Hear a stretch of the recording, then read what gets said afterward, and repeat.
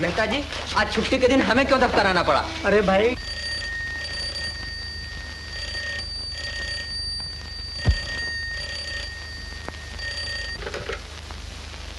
Hello जी, मैं जगदीश नारायण, धनीराम सेठ के दफ्तर का मैनेजर। कौन? सेठ जी? धनीराम सेठ जी? नहीं, अभी नहीं आए। उनके घर पर फोन कर देखिए। वहां नहीं है तो आते ही होंगे। आपका नाम क्या कहा? कैलाश चंद? जरा फिर कहिए। काला चश्मा?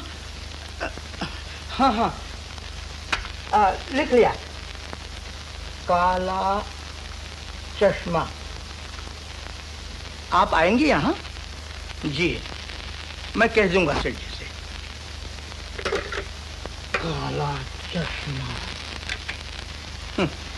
काला चश्मा। मेहता जी, कुछ बोनस वोनस मिलने की आशा है या नहीं?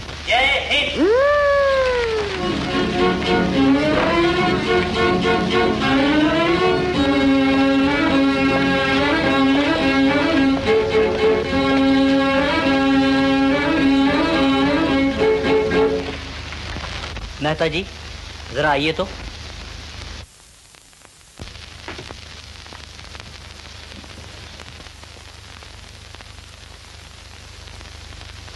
ये फोन कब आया था? किसने लिया था, तुमने? जी, मैंने। आपके आने से जरा पहले। वो आने वाले हैं आपसे मिलने यहीं। खैर, बैठो बैठो बैठो। आज से इन बातों का ज्यादा ख्याल न किया करो। हाँ, तो मेहता जी, अब हमें आजादी का पूरा पूरा फायदा उठाना चाहिए।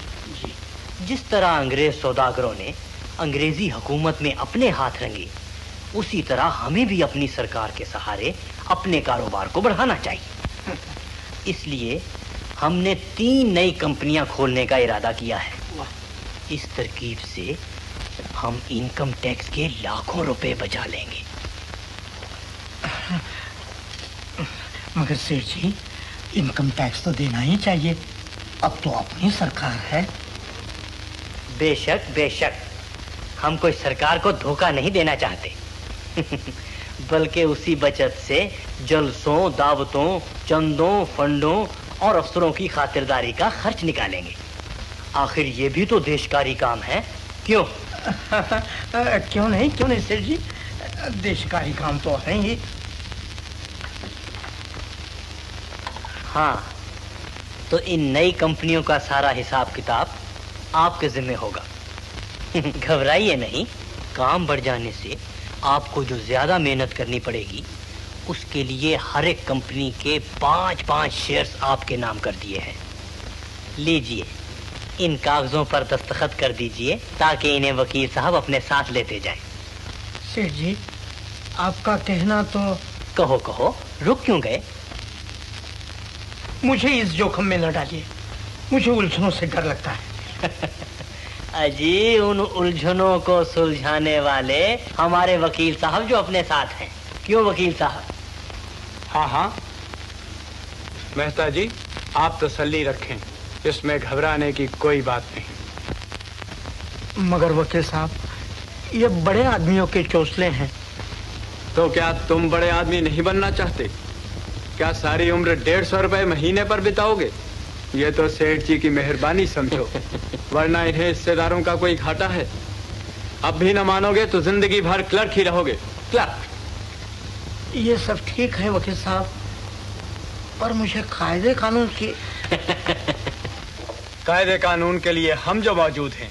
कानून को मोम की नाक समझते हैं हम, जिधर चाहे मोड़ तोड़ कर रखते हैं। हाई कोर्ट तक झूठ को सच कर दिखाएं। जरा ठंडे दिल से सोचो मेहता, आजादी की तरह लक्ष्मी भी बड़ी मुश्किल से हाथ आती है। घर आई देवी को यूं ना ठुकराओ। लो, कर दो दस्तखत।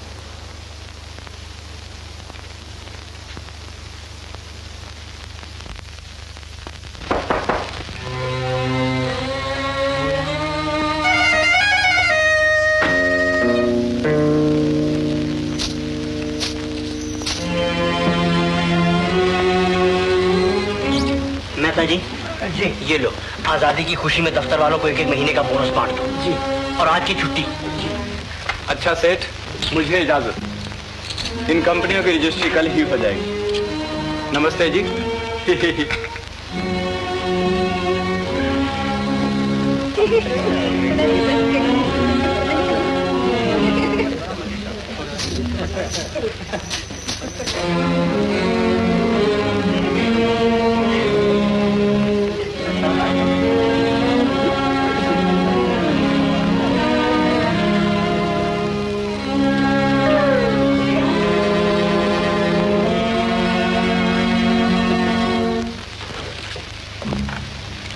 जय हिंद मेहता जी। जय हिंद। तो चलो जय हिंद। चलिए मेहता जी, एक साथ चलें। जी नहीं, मुझे अपने बेटे सतीश से मिलना है दीपक फिल्म में।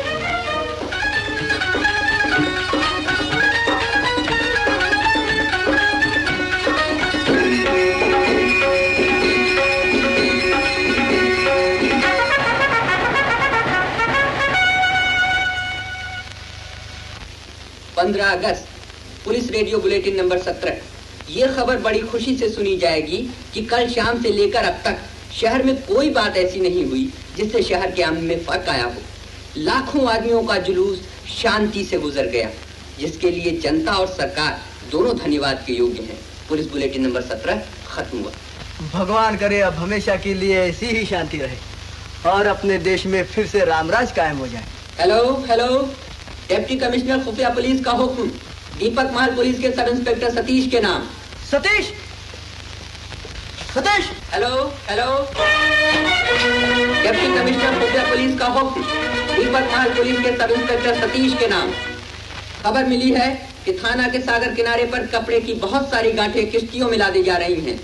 ख्याल किया जाता है कि ये माल चोरी चोरी सागर के रास्ते किसी पराये देश को भेजा जाएगा। इसलिए सब इंस्पेक्टर सतीश को हुक्म दिया जाता है कि वो फौरन थाना के सागर किनारे पर हमला करके माल कब्जे में लाए और अपराधियों को गिरफ्तार करे। हमीद खान, मोटर ट्रांसपोर्ट वालों को फोन करके पुलिस वैन मंगा लो और तुम आते जवानों के साथ पुलिस वैन में फौरन थाना के सागर किनारे पहुंचो। बहुत अच्छा। मैं मोटरसाइकिल पर तुमसे आगे जाकर चोरों की टोह लगाता हूँ। बंदूक और हथकड़ियां साथ रखना हमीद खान। बहुत अच्छा। सतीश जी पिताजी, मुझे जल्दी है, मैं ड्यूटी पर जा रहा हूँ। रात को घर पे खाना खाने जरूर आना, भूलना नहीं। अच्छा पिताजी।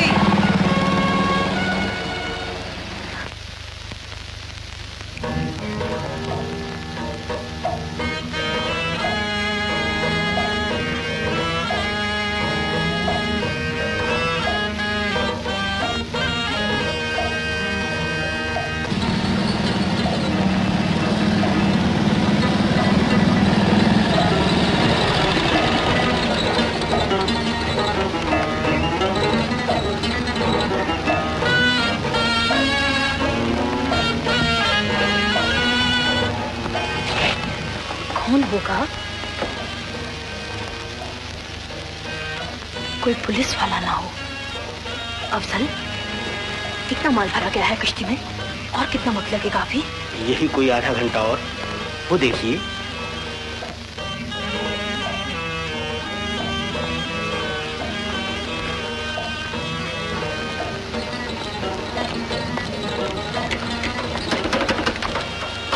नहीं, पुलिस वाला नहीं, कोई राहगीर है। उसकी मोटरसाइकिल बिगड़ गई है शायद। कुछ भी हो, चलो जल्दी सारा माल लदवा कर निकाल दे किश्ती यहाँ से।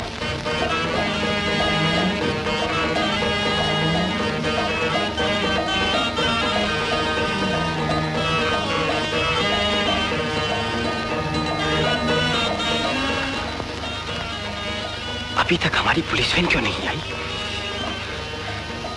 कहीं ये किश्ती निकल न जाए। इसे किसी न किसी तरह रोकना चाहिए।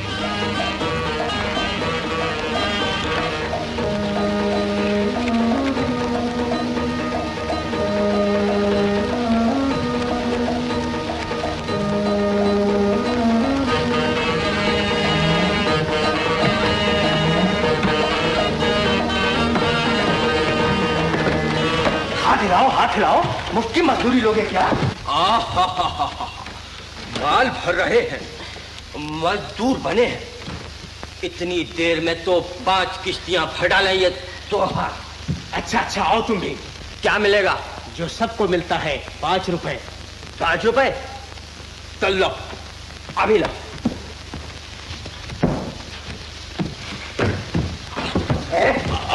माफ कर। नहीं, जल्दी करो।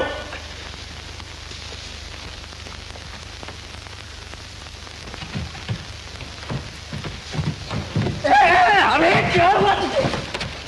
क्योंकि क्या हुए वो तेरे 2 हाथ? तुझे 4 हाथ चाहिए? 4? गड़बड़ कहीं का। उठाओ उन गोठों को।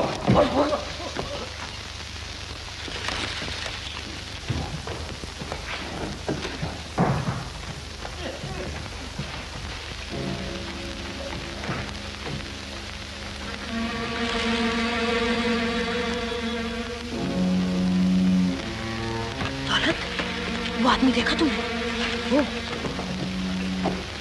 वो कुली नहीं देख पड़ता। मुझे तो कोई जासूस नजर आता है। उसके यहाँ होने में खतरा है। खत्म कर दो उसे और किश्ती रवाना कर दो फौरन। बाकी माल रहने दो।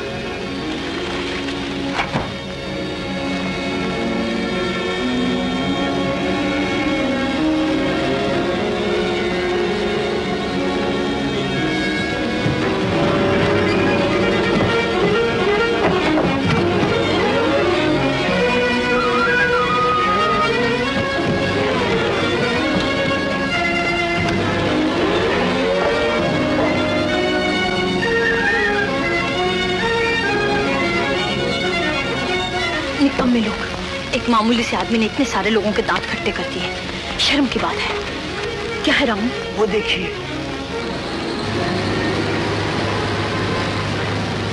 ओह, पुलिस! Police lorry. अब क्या होगा? उधर पुलिस, इधर जासूस। बस अब एक ही तरकीब है जासूस को फांसने की। तुम दोनों मुझे पकड़कर घसीटना शुरू कर देना। मैं मदद के लिए चिल्लाऊंगी। जैसे ही वो जासूस मेरी मदद को आए, तुम पुलिस पहुंचने से पहले किश्ती निकाल ले जाना, समझे? और पुलिस के हाथ कोई ना आने पाए, खबरदार। आओ, कोई आओ, मुझे बचाओ, बचाओ। उठाओ लंगर, छोड़ दो किश्ती। आओ, मुझे छुड़ाओ, मुझे छुड़ाओ, कोई आओ। इन बदमाशों से छुड़ाओ, बचाओ, बचाओ, बचाओ।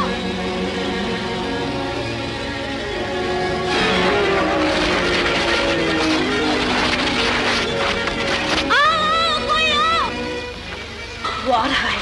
जैसे हुआ है उस पर टूट पड़ना। कोई आओ, मुझे बचाओ।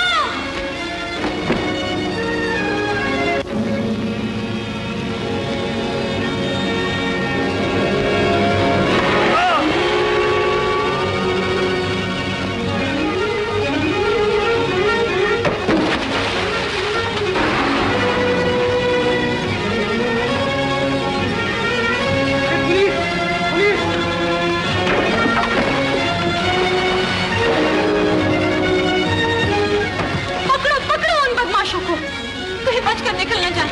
इस तरफ को गए हैं और वो माल भरी किश्ती भी उन्हीं बदमाशों की है। हमीद खान, मेरी फिक्र न करो, बदमाशों के पीछे जाओ, किश्ती पर कब्जा कर लो।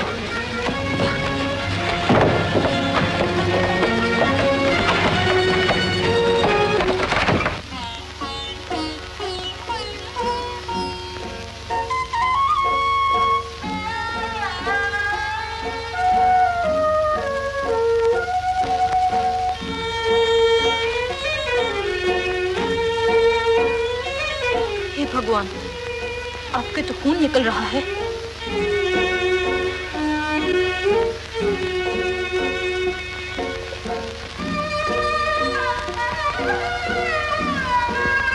ला, मैं पट्टी बांध दूं। नहीं, पट्टी की कोई जरूरत नहीं।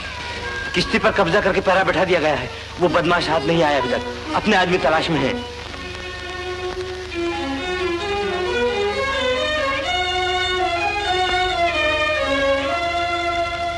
तुम कौन हो? एक परदेसी। नाम क्या है तुम्हारा? मोहिनी। बदनसीब, कमबख्त, कर्मो जली मोहिनी। मुझे मैं तुम्हारी राम कहानी नहीं सुनना चाहता। सिर्फ मेरे सवाल का जवाब देती जाओ। बंबई में कब से हो? 4 महीनों से। कहाँ रहती हो? बंबई के मेनका संगीत स्कूल में। वहां से यहाँ उन बदमाशों के साथ माल भरी किश्ती के पास? हाँ, मुझे पकड़कर वो बदमाश अपने साथ उसी किश्ती में ले जाना चाहते थे, न जाने कहाँ, किस लिए। मगर तुम उन बदमाशों के फंदे में कैसे आ गई? नौकरी के लालच से।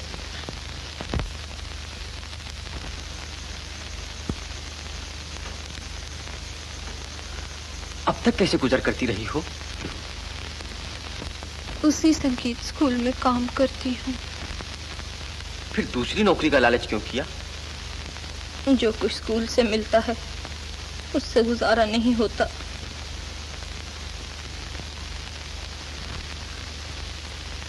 चलो बैठो लॉरी में।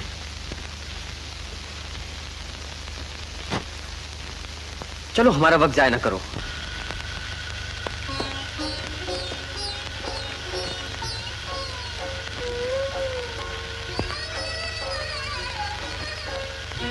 हमीद खान, कपड़े की गांठ लारी में साथ ले लो। जी बहुत अच्छा।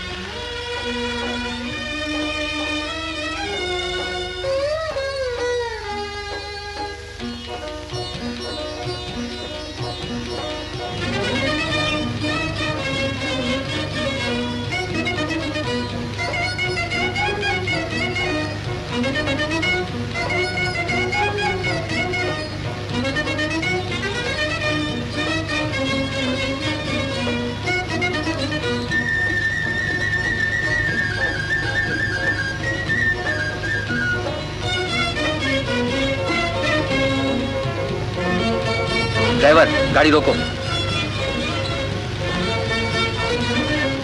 यहीं रहती हो ना? जी हाँ, वहाँ सामने संगीत स्कूल में। चलो उतरो। उतरो।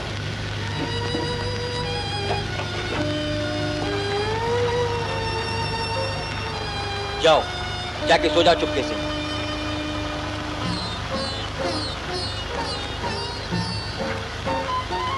देखो, तुम्हारा यही एक ही ठिकाना है ना? जी हाँ, आपका बहुत बहुत शुक्रिया। ड्राइवर, चलाओ।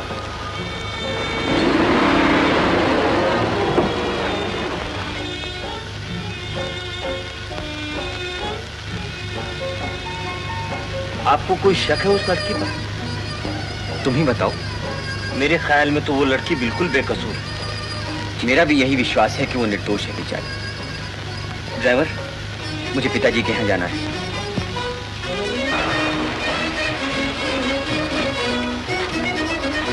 हमीद खान, ये कपड़े की गांठ दफ्तर में रखवा देना संभाल कर। कल सुबह इसे खोलकर देखेंगे और अपराधियों का खोज लगाने की कोशिश करेंगे। जय हिंद।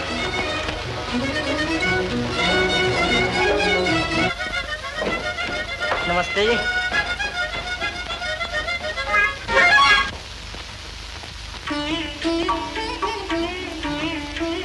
बोलो भारत माता की जय। जय हिंद। सतीश भैया आ गए? हेलो हरीश भैया। ओ सतीश भैया। हे भगवान, ये क्या हुआ मेरे बेटे को? मैं जानता हूँ, ये उसी मोटरसाइकिल की करतूत है जिस पर हवा से बातें करते हुए ड्यूटी पर चले थे कोतवाल साहब। भाड़ में जाए ऐसी नौकरी। अपना अच्छा भला घर छोड़कर पुलिस क्वार्टर में रहते हो। महीनों गुजर जाते हैं, उस पर भी अपने माँ बाप को शक्ल नहीं दिखाते। भला हम सफेद पोष लो, ये लफंगा तुम क्या जाने। मैं फिर कहता हूँ कि लात मारो ऐसी नौकरी पर और कोई अच्छी सी नौकरी ढूंढ लो। पिताजी, अपने देश की हर नौकरी अच्छी है, पर मैं नौकरी की गरज से नौकरी नहीं कर रहा, बल्कि देश सेवा के लिए। हाँ हाँ। अब हमारे आजाद मुल्क को ऐसे सेवकों की जरूरत है जो अफसर बनकर नहीं, दास बनकर जनता की सेवा कर सके। क्यों हरीश? जी हाँ, जनता की सबसे बड़ी सेवा तो ये हो रही है कि जगह जगह काला बाजार खुल गया है। ये देखो, माताजी बड़ी भक्ति से झंडा खरीद लाई है, 7 रुपए का, इतना सा, और रंग फीका पड़ जाएगा एक ही छींटे से। और पिताजी ने चावल खरीदे हैं 5 रुपए के एक सेर। अंधेर है अंधेर, 4 मुट्ठी चावल और 5 रुपए दाम। उस पर भी तुम सरकारी अफसरों की आंखें बंद हैं। अकेले हम ही को क्यों दोष देते हो? पिताजी ने क्यों ज्यादा दाम दे दिए? तुम लोग ज्यादा दाम देना बंद कर दो तो फिर देखो, जब कोई खरीदार न रहेगा, काला बाजार न रहेगा। खरीदार बेचारा जरूरत का मारा और कर ही क्या सकता है। सरकार तो है ही बेकार। बेकार क्यों? हम तुम्हारी हर तरह से मदद करने को तैयार हैं। तुम हमसे कुछ कहो भी। हम क्यों कुछ कहे किसी से, बल्कि लोगों को लाखों रुपए बटोरते देखकर मेरा अपना जी चाहता है कि मैं भी काला धंधा शुरू कर दूं। जरा कर तो देखो। सबसे पहले मैं ही हूंगा तुम्हें हथकड़ी लगाने वाला, चाहे ये देखकर पिताजी और माताजी का कलेजा ही क्यों न दहल जाए। मेरा कलेजा क्यों दहलने लगा? मुझे आप चिढ़े इन बातों से। वो रहे चावल जो तुम्हारे पिता खरीद लाए हैं काली कीमत देकर, मानो महंगे दामों पाप मोल लाए हैं। मैं ऐसे चावल पकाकर अपना घर अपवित्र न करूंगी। जय देवी, अन्नपूर्णा देवी की जय। आओ आ बेटी।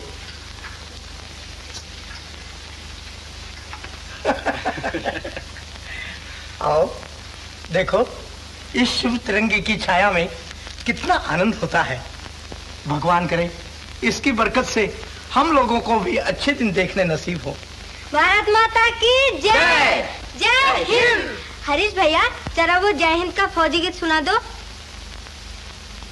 अरे मुंह बनाए क्यों खड़ा है? अच्छा अच्छा, हथकड़ी नहीं लगाऊंगा। चल सुना दे वो गीत।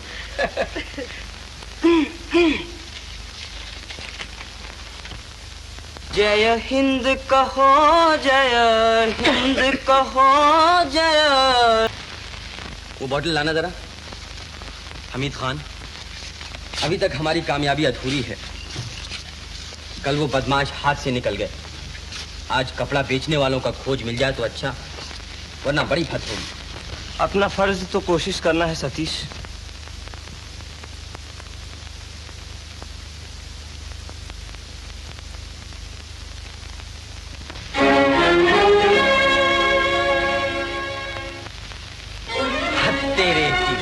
खान पकड़ पकड़ के लिए तैयार हो जाओ। मिल गया, मिल वालों का नाम मिल गया। ये देखो, ताजमहल मिल्स लिमिटेड।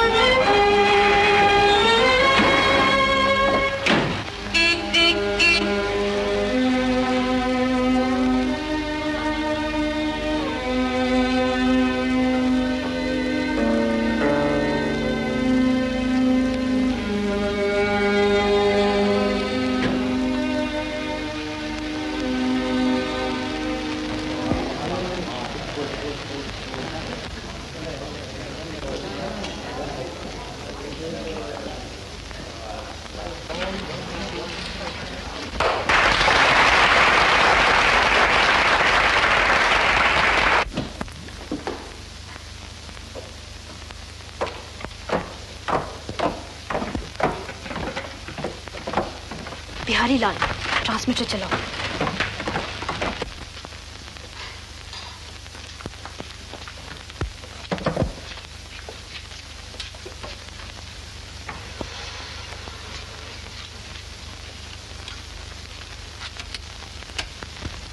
शुक्रिया अल्लाह कि हम सब बच निकले कल रात। मगर खाक के ढेर में छुप कर रात काटने से तो पुलिस के हाथ लगना ही अच्छा। बीबी, खुदाई पाक की कसम, हम लोग ये सब कुछ आपकी वजह से बर्दाश्त कर रहे हैं, वरना इस बेईमानी और चोरी के पेशे से चक्की पीसना बेहतर। मैं तो एक दिन। खामोश अफसर, तुम दोनों के मुंह से बुज़दिली की बू आती है। मुझे ऐसी बेहुदा बातें क्यों सुनाते हो? क्या मैं ऐसे काम में हाथ डालकर खुश हूँ जिसके लिए अपनी शर्म छुपाने को मुझे काला चश्मा लगाना पड़ता है? तुम सिर्फ बेईमानी करते हो, मैं बेईमानी भी करती हूँ और अपने मुल्क से गद्दारी भी। आखिर क्यों? नहीं नहीं, उस बात का ख्याल आते ही मेरे दिलो दिमाग पर धचका लगता है। मैंने जिस काम का बीड़ा उठाया है उसे जान देकर भी पूरा करूंगी। हेलो हेलो लाल टोपी, हेलो हेलो लाल टोपी, ओवर। हेलो हेलो काला चश्मा, काला चश्मा। अफजल, कपड़े का खुफिया लफ्ज क्या है? कपड़े का खुफिया लफ्ज है नौकर। नौकर। हेलो हेलो, वो नौकर बेचारा कल रात रवाना होने को था कि चंद लुटेरे उस पर अचानक टूट पड़े और वो गरीब मारा गया। ओवर। मारा गया? अफसोस। खैर अब कोई दूसरा नौकर भेज दो जल्दी, वैसा ही मिल जाएगा ना? ओवर। हाँ हाँ मिल जाएगा, अपने उसी दोस्त की मार्फत। 1 लाख रुपया। रुपए का खुफिया लफ्ज है बादाम। बादाम। हेलो हेलो, 1 लाख बादाम और भेज दो जल्दी, हफ्ते के अंदर अंदर पहुंच जाएं। ओवर। हाँ हाँ कोई फिक्र ना करो। ओवर। बाय बाय लाल टोपी। अच्छा काला चश्मा।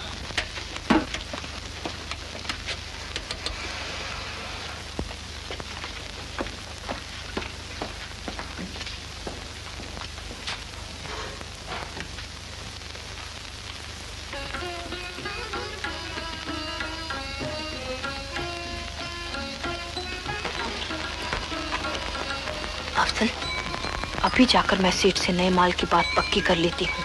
मगर वो रुपए लिए बगैर बात भी करेगा। लेकिन मैं उसे बयाना दे ही दूंगी। मेरे पास 10,000 रुपए रखे हैं उसके लिए, अभी दे आती हूँ जाके। अच्छा।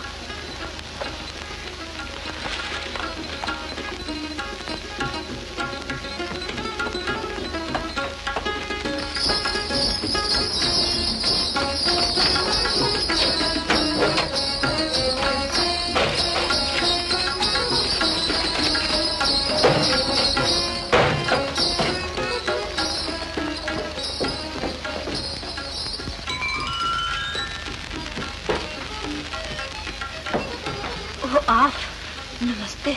नमस्ते। मुझे पहचान लिया तुमने? क्यों नहीं, पुलिस वालों को पहचानना क्या मुश्किल है। और आप तो वो संगीत स्कूल यही है क्या? हाँ हाँ आइए।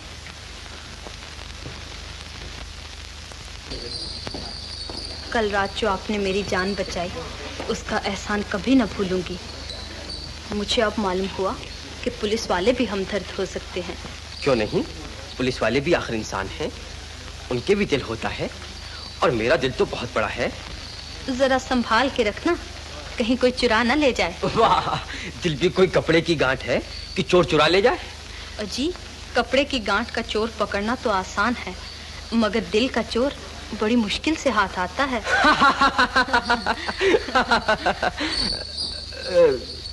तुम्हारे स्कूल की मालिक कहाँ है? बुलाओ उन्हें, मुझे कुछ पूछना है उनसे। जी बुलाती हूँ। वीना देवी जरा बाहर आइए।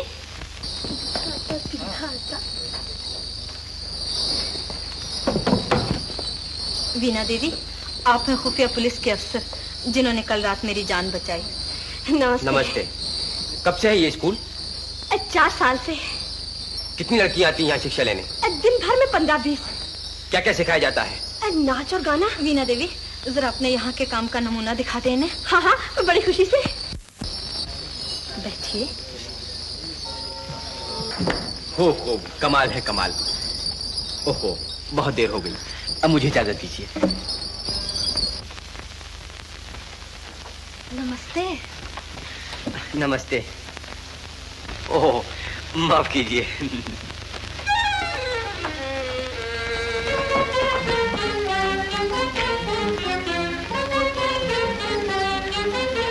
कैसा बांका जवान है।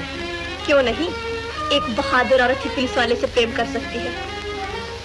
वीना देवी, किस्मत ने मुझे इस लायक नहीं रखा कि मैं किसी से मोहब्बत कर सकूं।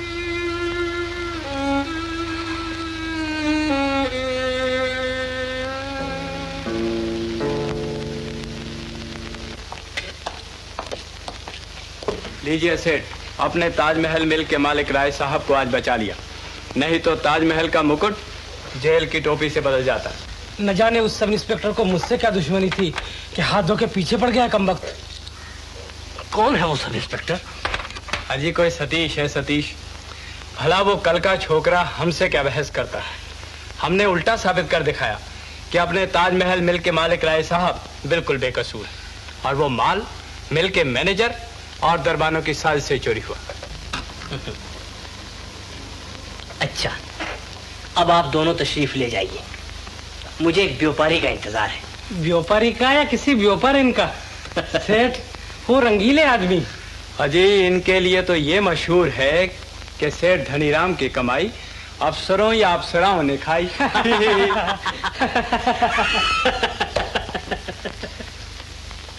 मोहिनी देवी माफ कीजिए, हमें ऐसे खरीदार नहीं चाहिए जो हमारे व्यापारियों को जेल खाने भिजवाएं। सेठ जी, आप क्यों तलमला रहे हैं? नुकसान हुआ तो मेरा, कैद हुए तो बेचारे मिल के नौकर। आपको क्या घाटा रहा? आपकी तो हर तेरे चांदी है। ये लीजिए, 10,000 पेश की। मुझे उतना ही माल और चाहिए।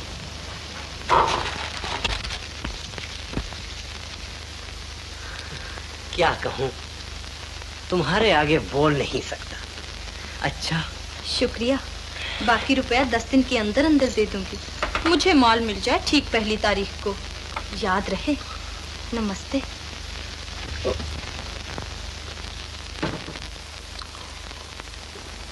मेहता जी, जरा अंदर आइए।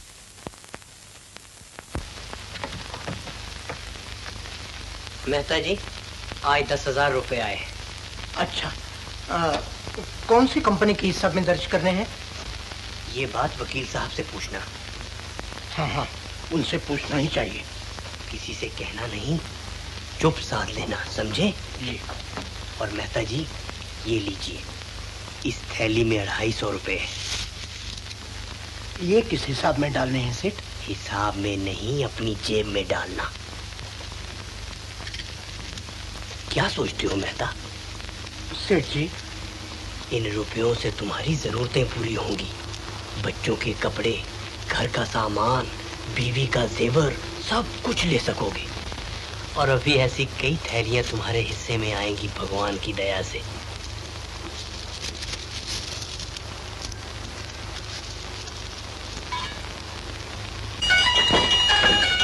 नमस्ते जगदीश जी।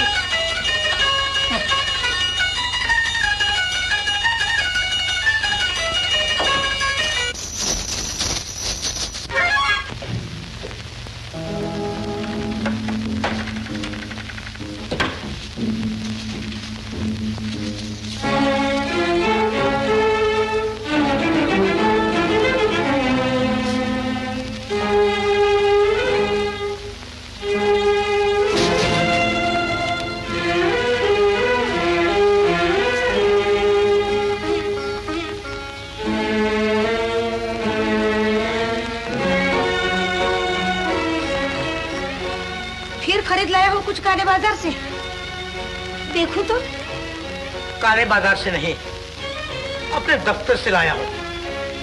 रुपए हैं रुपए। कैसे रुपए? तनख्वाह थोड़ी मेरी हो गया आज। अभी पहली तारीख को तो 15 दिन पड़े हैं। और तनख्वाह नहीं, सेठ जी ने इनाम दिया है। उन्हें किसी काम में बड़ा फायदा हुआ है, इसलिए। सेठ जी को 20 बरस में क्या आपके भी फायदा हुआ है? आज ये नई बात क्या हुई? अब तुम्हें कोई कैसे समझाए? मैं सब कुछ समझ गई। क्या समझ गई तू? मैंने किसी की चोरी की है? बेसमझ, मूर्ख।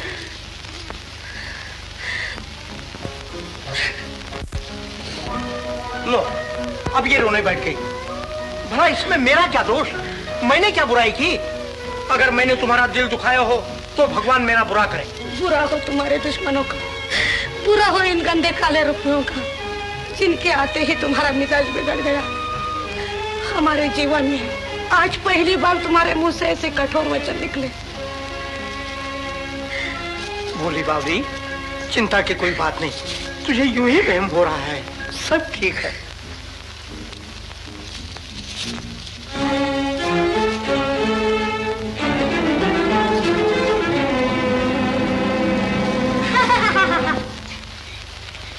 पिताजी,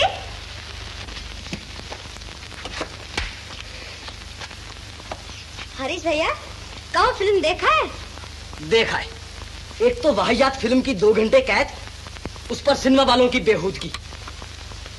आखिर में जब तक झंडे का गाना खत्म नहीं हुआ, कम वक्तों ने दरवाजे नहीं खोले।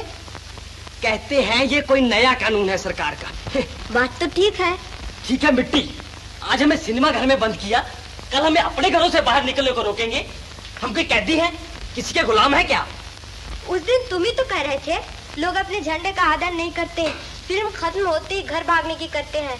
और तुमने ये भी कहा था कि इस बारे में सरकार को कोई कानून जारी करना चाहिए। हाँ हाँ, मैंने कहा था, जरूर कहा। और अब सरकार ने कानून बना डाला तो चिल्लाते क्यों हो? चिल्लाऊंगा, जरूर चिल्लाऊंगा। मुझे ये कानून पसंद नहीं। वाह, तुम्हें ये भी पसंद नहीं, वो भी पसंद नहीं। हाँ हाँ, मुझे ये भी पसंद नहीं, वो भी पसंद नहीं। सरकार की कोई बात पसंद नहीं। सच पूछो तो मुझे सरकार ही पसंद नहीं। पिताजी, सुना आपने? हाँ हाँ, सुन रहा हूँ। हरीश, तुझे एक ना एक दिन। मुझे एक ना एक दिन? पिताजी क्या होगा?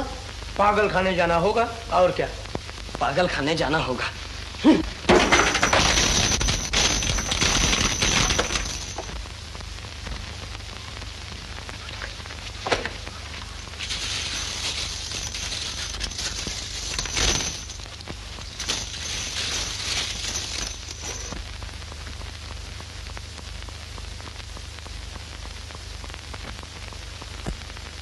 हेलो हेलो, मैं ट्रांसमीटर 1 नंबर 9 से बोल रहा हूँ जनाब। हेलो हेलो, मैं ट्रांसमीटर 1 नंबर 9 से बोल रहा हूँ। Over. Hello hello, deputy commissioner here. क्या बात है? ओवर। जनाब, अभी तक कोई खोज नहीं मिला। रात के 9 बजे तक खबर मिलने की उम्मीद है। ओवर। ऑल राइट, मैं अंदर आ सकता हूँ जनाब? आइए।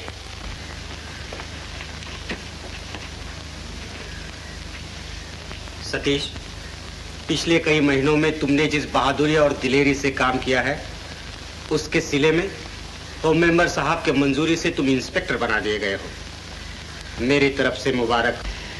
जनाब का बहुत बहुत शुक्रिया। अच्छा, अब तुम जा सकते हो। रात को 9 बजे यहाँ हाजिर रहना। काश कि उन बदमाशों का गिरोह हमारे हाथ लग जाए किसी तरह।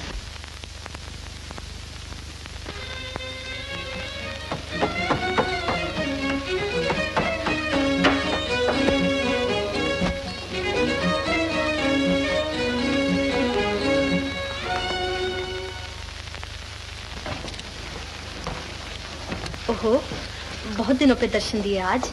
हाँ, कई एक जरूरी कामों में उलझा रहा। आज भी किसी खास वजह से आया हूँ यहाँ। अच्छा, तुम मुझसे मिलने नहीं आए? नहीं, एक परेशानी लिए फिरती है मुझे। उन बदमाशों की तलाश। पूरे 15 दिन की कोशिश पर भी उनका कोई पता नहीं चला। आखिर मुझे तुम्हारा ख्याल आया कि शायद तुम्हारी बातों से कोई सुराग मिल जाए।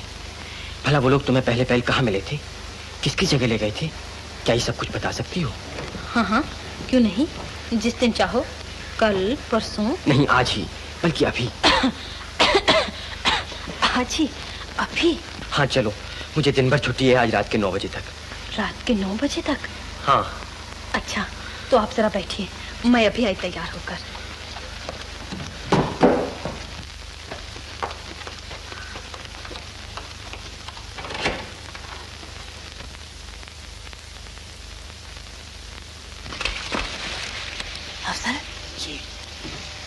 मेरा इस वक्त तुम्हारे साथ जाना मुमकिन नहीं।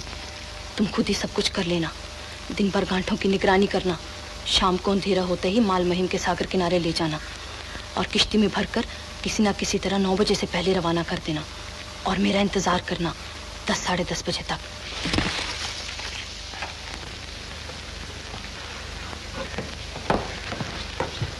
माफ कीजिए, आपको इंतजार करना पड़ा। कोई बात नहीं, चलो अब चलें यहाँ से, रास्ते में बातें करेंगे।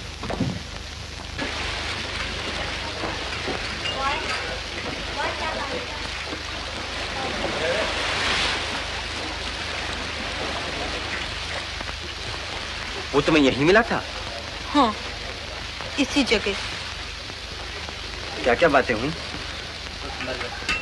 उसने मेरे साथ पहले की तरह हमदर्दी जाहिर की। फिर मुझसे कहा कि मैं तुम्हें अपने बच्चों को गाना सिखाने की नौकरी देना चाहता हूँ। आओ, अभी मेरे साथ मेरे घर चलो। मैं उसकी झूठी हमदर्दी के भर्रे में आ गई और उस पर विश्वास करके मोटर में उसके साथ चली गई। आगे खाना के सागर किनारे पर जो कुछ हुआ वो तुम्हें मालूम ही है। कितनी शर्म की बात है कि हमारे मुल्क में अभी तक ऐसे बदचलन और गिरे हुए लोग मौजूद हैं जो अपने देश की देवियों की इज्जत करना नहीं जानते।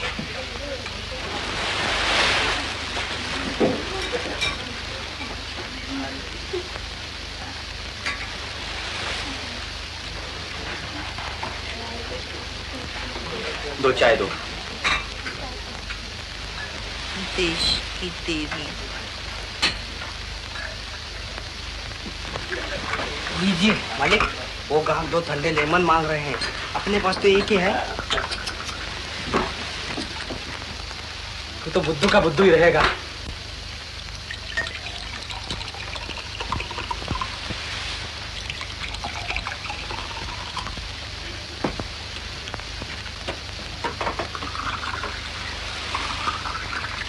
ये देख, इस तरह होते 1 से 2। ले जा।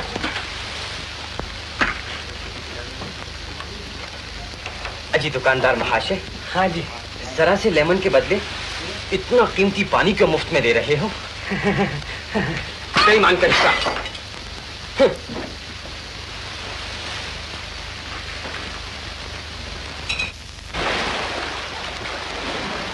क्या देख रही हो मोहिनी? तुम भी देखो, जरा सागर की तरंग देखो।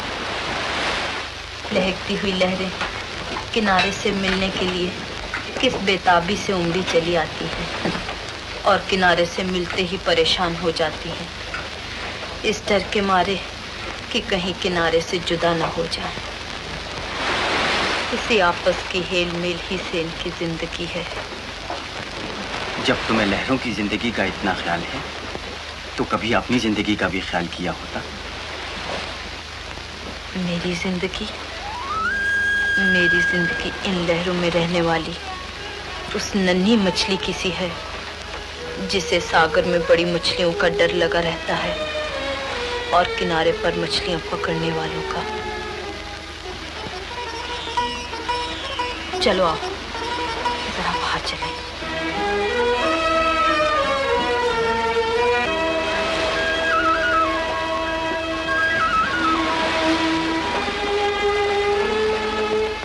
मोहिनी, तुम उदास हो।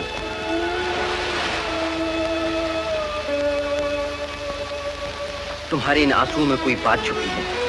अपने आंसुओं का भेद बता दो मुझे। दुनिया की जहरीली हवा में जिंदा रहने के लिए आंसुओं का नमक चखना बहुत जरूरी है। काश कि ये नमकीन अमृत सागर के खारे जल में मिल जाए और मेरी तबीयत का तूफान समुद्र के जोश में बेहोश हो जाए। मोहिनी, कैसी बातें कर रही हो? तुम्हें हुआ क्या है?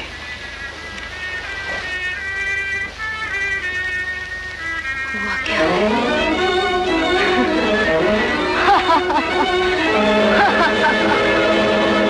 हुआ क्या है?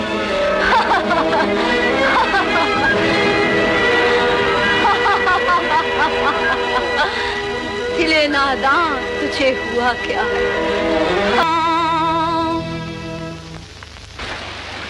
वाह मोहिनी, तुमने अपने साथ मुझे भी बेखुद कर दिया। अरे 9 बज गए। गजब हो गया। चलो चले।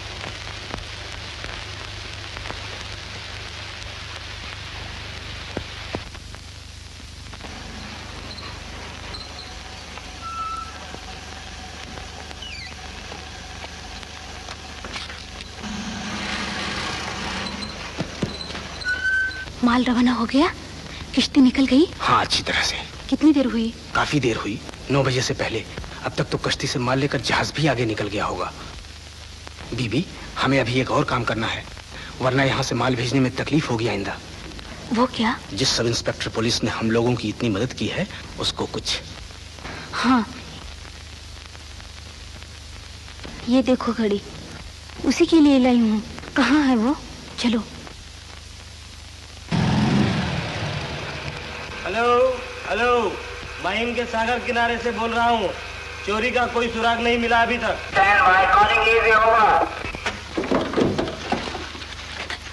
सतीश, तुमने गजब कर दिया। 10:30 बज गए। डिप्टी कमिश्नर साहब ने 9:30 बजे तक तुम्हारा इंतजार किया। आखिर उन्हें खुद यहाँ आना पड़ा।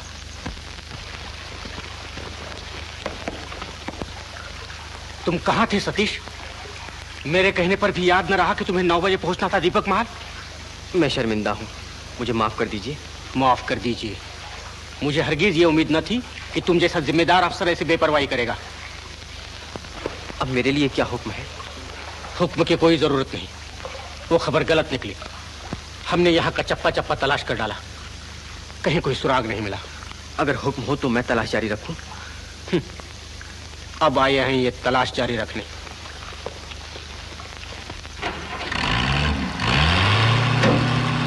हेलो हेलो, मैं माहिम के सागर किनारे से बोल रहा हूँ। चोरों का कोई सुराग नहीं मिला। हम लोग वापस हेडक्वार्टर आ रहे हैं।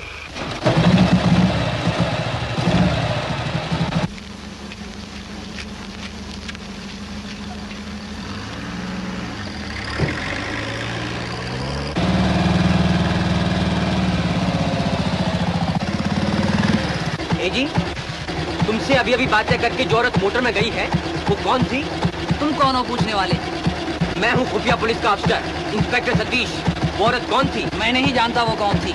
यहाँ सैकड़ों लोग आते जाते हैं दिन रात, हम किस चीज का पता रखें?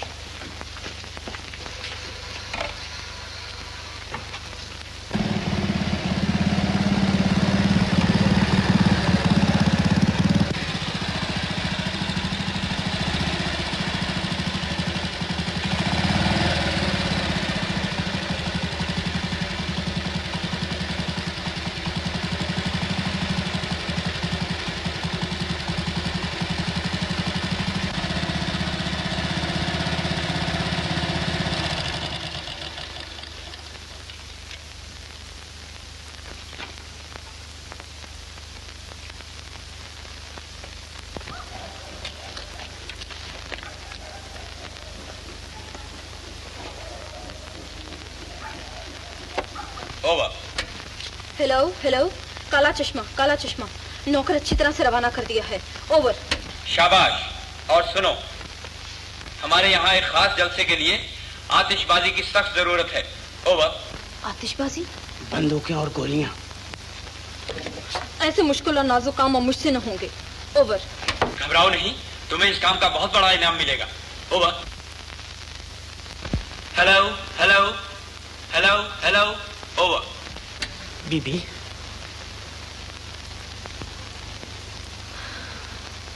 अच्छा। ओवर। शाबाश। अब की बार हम बादाम नहीं भेज सकेंगे, सोना भेजेंगे। 5 लाख की आतिशबाजी चाहिए, इंतजाम कर सकोगे? ओवर। क्यों नहीं, इस कमबख्त मुल्क में रुपए से सब कुछ खरीदा जा सकता है। सोना कब भेजोगे? कल ही, पहले हवाई जहाज से। कस्टम से खुद जाकर बचा लाना। और देखो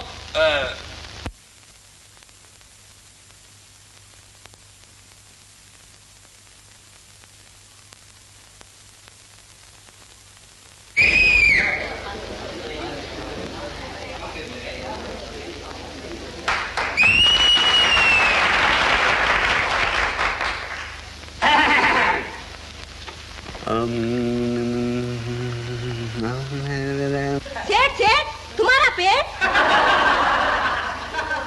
ये तो बढ़ता ही जाएगा। क्या चाला? अरे कहाँ ले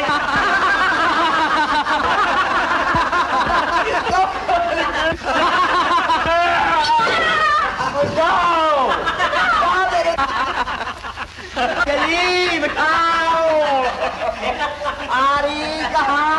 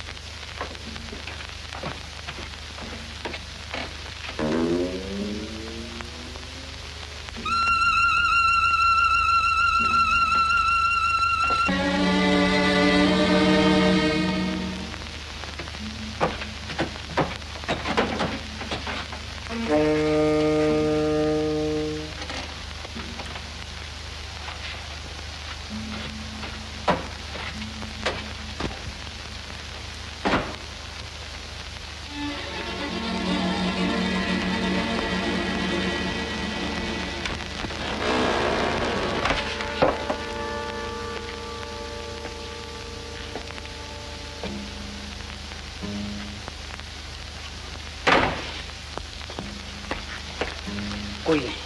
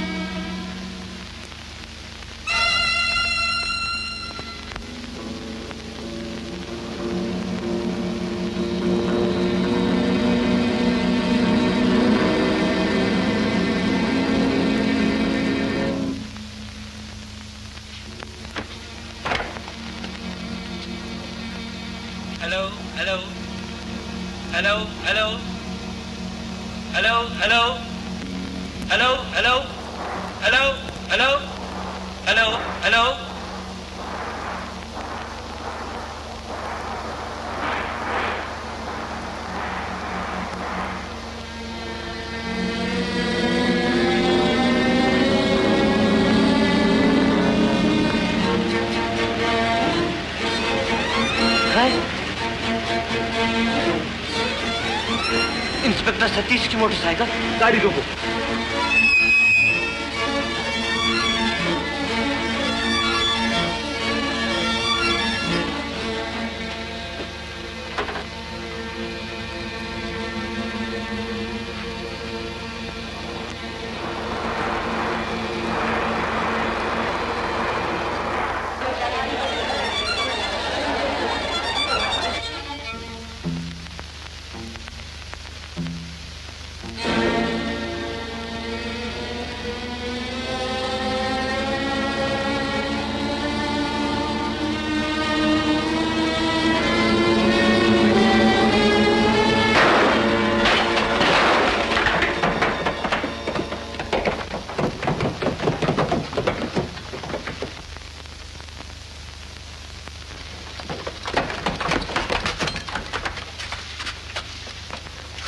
सतीश, सतीश।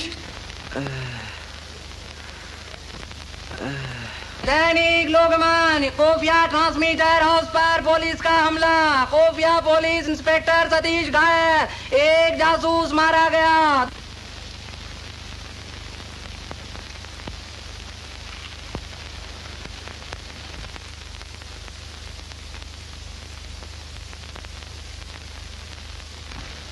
शुक्र है ऑपरेशन कामयाब हुआ और तुम्हारी जान बच गई। सतीश, मुझे अफसोस है कि कल रात में तुम्हारे साथ सख्ती से पेश आया। पुलिस को तुम जैसे दिलशेर अफसरों की बहुत जरूरत है। मगर इस तारीफ का असली हकदार हमीद खान है, जिसने अपनी जान पर खेलकर मेरी जान बचाई और बहुत से बदमाश गिरफ्तार किए। अच्छी बात है, तुम्हारी सिफारिश पर गौर किया जाएगा। चुपचाप आराम से लेटे रहना।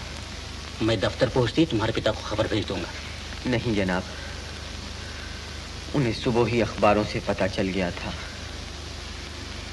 वो आपके तशरीफ लाने से पहले मुझे देख गए हैं।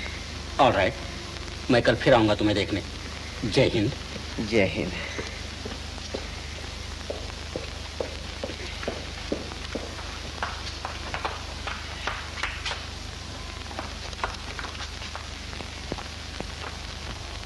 मोहिनी, तुम? हाँ, मैं। अखबार में तुम्हारे घायल होने की खबर पढ़कर मुझे बहुत ही अफसोस हुआ था, लेकिन अब मैं बहुत खुश हूँ कि तुम्हारी जान बच गई।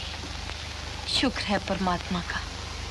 तुम एक वीर सिपाही, मनचले नौजवान और सच्चे देश सेवक हो। मोहिनी, 2-4 दिन की जान पहचान से मेरी इतनी दिलजोई करती हो। तुम कितनी अच्छी हो। मैं अच्छी नहीं, बुरी हूँ, बहुत बुरी हूँ। ऐसा क्यों कहती हो? इसलिए कि मुझे भागिन के बुरे सितारों का साया पड़ गया है तुम पर। जी में आता है कि अपनी बदनसीबी साथ लेकर तुमसे कहीं दूर चली जाऊं। ऐसा न कहो मोहिनी, ये वहम दिल से दूर कर दो। मुझे विश्वास है कि तुम्हारी सच्ची हमदर्दी से मेरे जख्म जल्दी अच्छे हो जाएंगे।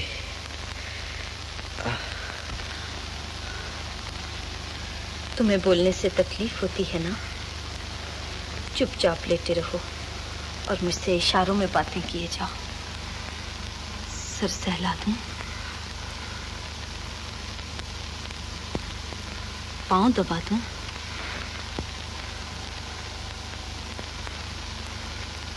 रेडियो सुनोगे?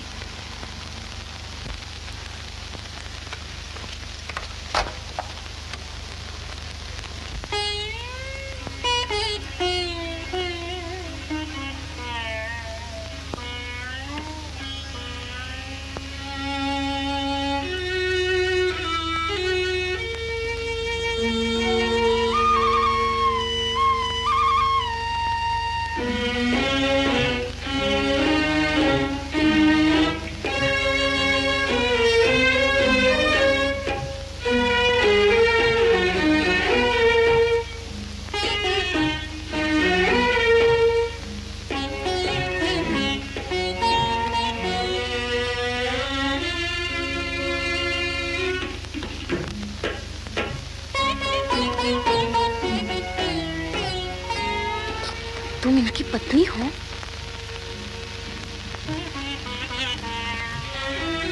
मंगेतर? तो फिर क्या दोस्त?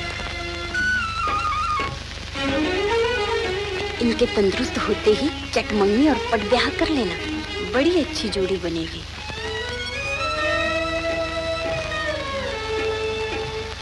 ये तो बेशक बड़े अच्छे हैं, मगर मैं इनके लायक नहीं। क्यों? तुम में किस बात की कमी है? सुंदर और शरीफ हो, पढ़ी लिखी, भोली भाली और नेक मालूम होती हो। अच्छा बहन, नमस्ते।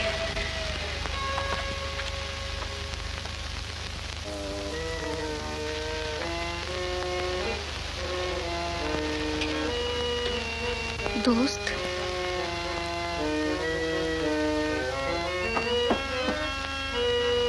मंगेतर,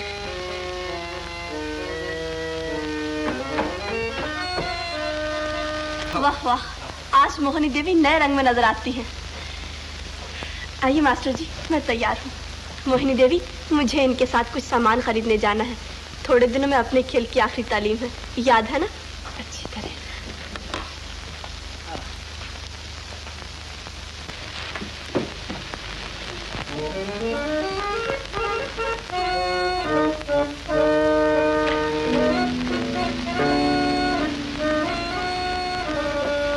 बीबी? दौलत, मेरी तबीयत बहुत सुस्त है आज। मगर आज तो हवाई जहाज से सोना आने वाला है बीबी। अफजल भी सुबह से वहीं गया हुआ है। ऐसा नाजुक और खतरनाक काम आपके बगैर कैसे होगा?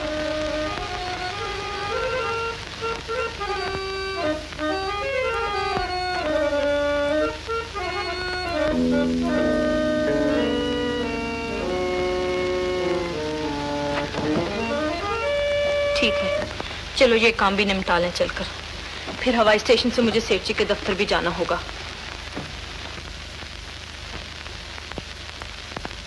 एक 1000 बंदूकें? यह तो सचमुच आग से खेलने वाली बात है। इसके लिए तो किसी फौजी गोदाम में सुरंग लगानी पड़ेगी। इतना मुश्किल काम। पहाड़ मालूम होता है, पहाड़। उस पहाड़ को गिराने के लिए ये जो है, क्या सोना? हाँ, इससे तो लोहा भी पिघल जाए और सोना भी ऐसा जिससे आंखें चकाचौंध हो जाएं। वाकई खरा सोना है, असली कुंदन। मेहता जी, जरा बारूद भाई हथियार वालों को बुलवा लेना जल्दी से।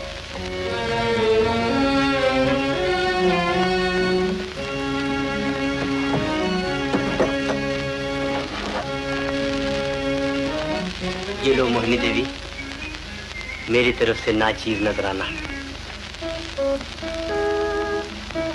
मेरे लिए? हाँ, तुम्ही ने कहा था ना अभी, सोने से लोहा भी पिघल जाता है इससे शायद तुम्हारा कड़ा दिल भी नर्म हो जाए। मेरा दिल तो लोहे से भी ज्यादा सख्त है। हीरा है हीरा, आग में डालो तो कीमत कम ना हो, मिट्टी में मिला दो तो चमक में फर्क ना आए।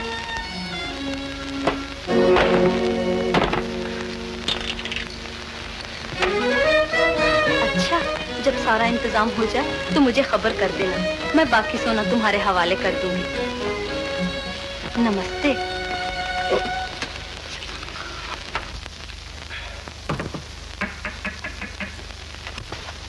कहो सेठ। आओ बारूद भाई, कैसे याद किया आज?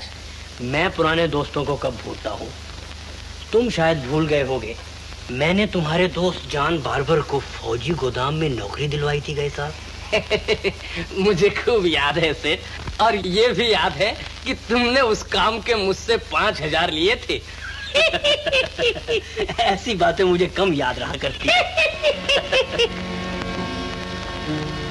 सुनो, अगर तुम्हारे दोस्त जॉन बार्बर की मदद से अपना एक काम हो जाए,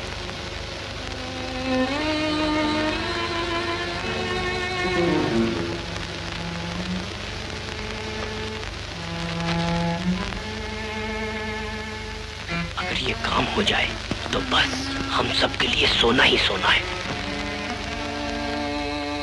मगर सेठ, कहीं सोने के बदले रोना ना पड़े सबको।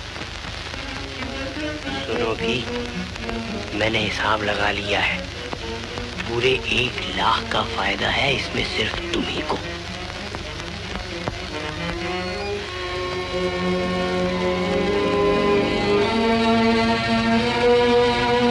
अच्छा सेठ, कोशिश कर देखता हूँ, बाकी अल्लाह मालिक है।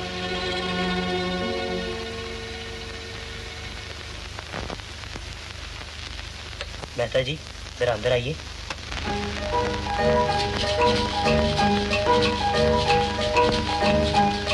मेहता जी।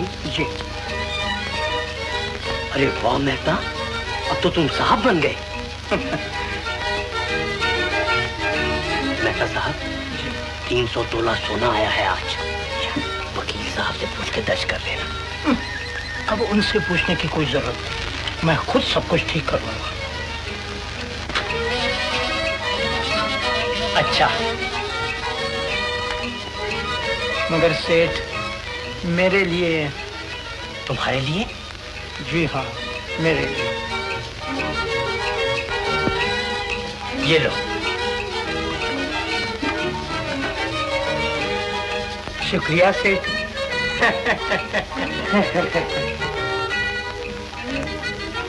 अरे इस जोखम को रखूंगा कहाँ? इसके लिए तो कोई तिजोरी चाहिए। अपने यहाँ 2-1 तिजोरियां फालतू हैं तो सही, पर दफ्तर का माल। क्यों नहीं, दफ्तर का माल तुम्हारा माल है, ले जाओ बेशक अपने घर।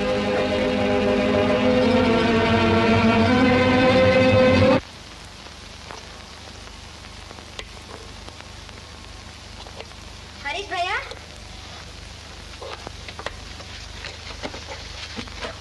देखा फौजी वजीर ने क्या कहा है? आज का अखबार नहीं पढ़ा तुमने? अखबारों में लिखने वाले अखबार नहीं पढ़ा करते, और फिर मुझे इतनी फुर्सत कहाँ। मेरा वक्त तो लेक्चरों में या सरकार के खिलाफ आवाज उठाने में निकल जाता है। क्या कहा है फौजी वजीर ने? सुनो, हर हिंदुस्तानी को 18 बरस से लेकर 45 बरस की उम्र तक फौजी तालीम हासिल करनी चाहिए। भैया, अब तुम्हें भी फौज में भर्ती होना पड़ेगा। भर्ती होना पड़ेगा? देखा, अव्वल तो ये लोग सोए रहेंगे, और अगर उस नींद में कभी कुछ बड़बड़ाने लगेंगे तो वो भी गलत सलत। 18 से 45 की उम्र गलत है। 18 से 25 वर्ष तक की फौजी तालीम बहुत काफी है। इसलिए कि तुम आप 25 बरस से ज्यादा उम्र के हो और फौज में भर्ती होने से डरते हो। वाह, मैं क्यों डरने लगा? मेरा मतलब है कि हम 25 बरस से ज्यादा उम्र वाले मर्दों को पेंट पाउडर लगा के और चूड़ियां पहना के घरों में बिठा दिया जाए बच्चे पालने के लिए, और औरतों को सिपाही बनाकर भेज दिया जाए लड़ाई पर। शट अप जुस्सदी लड़की। भैया, पिताजी सच कहा करते हैं कि एक ना एक दिन। एक ना एक दिन क्या? तुम्हें पागल खाने जाना होगा और क्या।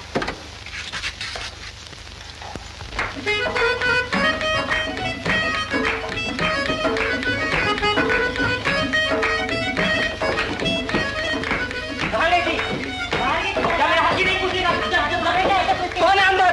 ये लो शराब पी कर। Bye bye.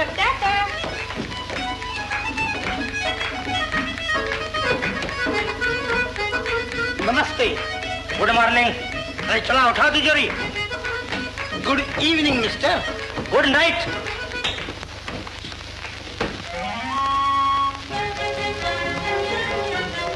ये क्या लाए हो? इससे तिजोरी कहते हैं, तिजोरी। सिर्फ तिजोरी ही नहीं, तेरे लिए ये गहने भी लाया हूं। देख।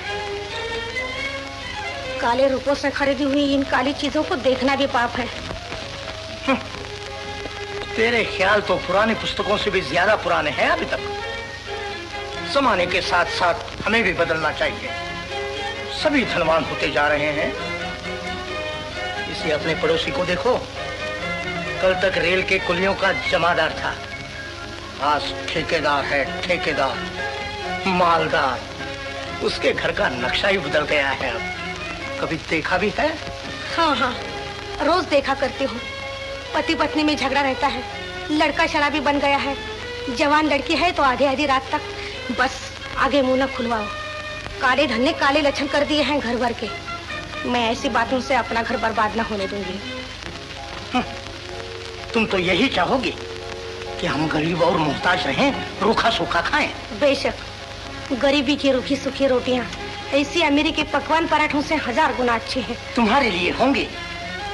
अब मैं एक नहीं सुनने का। आज से अपनी कहूंगा और अपनी ही करूंगा।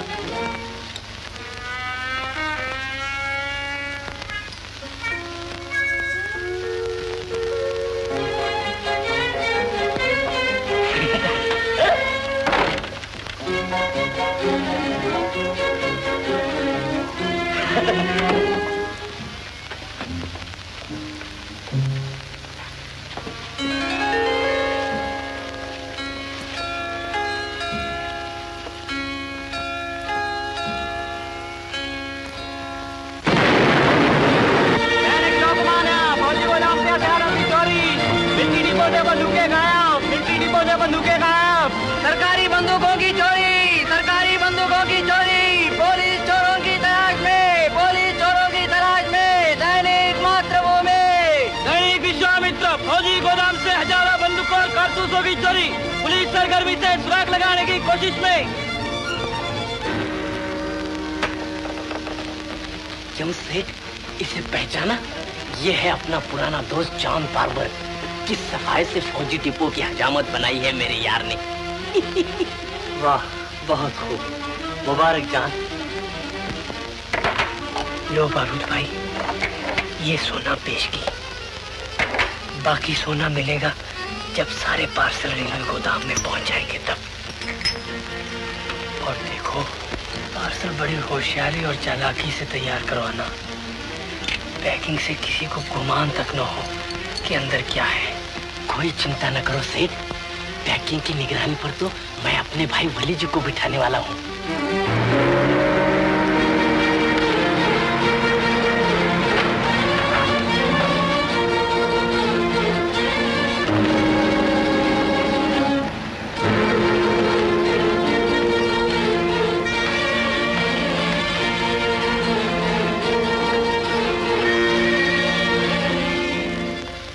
गजब हो गया। नर्स, पढ़ा तुमने? मिलिट्री डिपो से बंदूकें गायब। चोरों का अब तक कोई सुराग नहीं मिला। मुझे फौरन ड्यूटी पर हाजिर होना चाहिए। नर्स, मेरे कपड़े मंगवा दो जल्दी। हाँ, अभी आपके जख्म अच्छे नहीं हुए। इस हालत में आपको अस्पताल छोड़ने की इजाजत नहीं मिल सकती। इजाजत नहीं मिल सकती।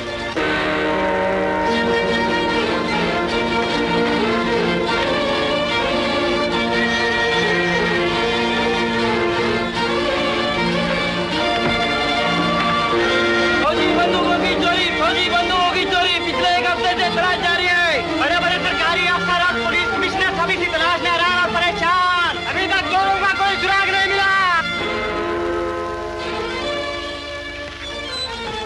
कोई नई बात? बड़ी सख्त गर्मी। होम मिनिस्टर साहब बहुत नाराज है। अगर हमारी तलाश कामयाब न हुई तो जान के लाले पड़ जाएंगे सबको, खासकर आपको और मुझे। मिलिट्री डिपो से चोरी गई हुई फौजी बंदूकों और कारतूसों के सिलसिले में पुलिस धड़ाधड़ तलाशियां ले रही है। बड़े जोरों से दौड़ धूप जारी है, लेकिन अभी तक चोरों का कोई पता नहीं, चोरी का कोई सुराग नहीं मिला।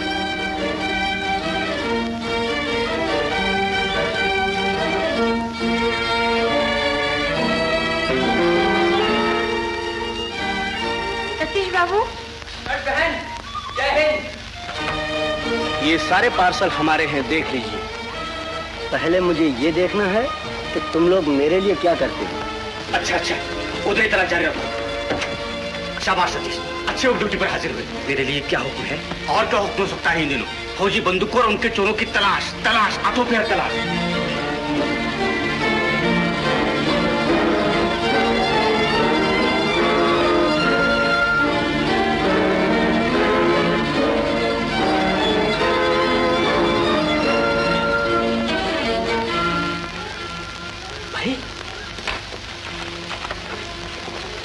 लो, खुश हो जाओ, सारे पार्सल रेल पर पहुंचा दिए हैं हिफाजत से। शाबाश। अरे पुलिस वैन हमारे घर के सामने किस लिए? देखो भाई, वो है इंस्पेक्टर सतीश। तो यही है वो शैतान, कहीं हमारी तलाशी लेने ना आया हो। जल को चला दो, आई बला टाल तू।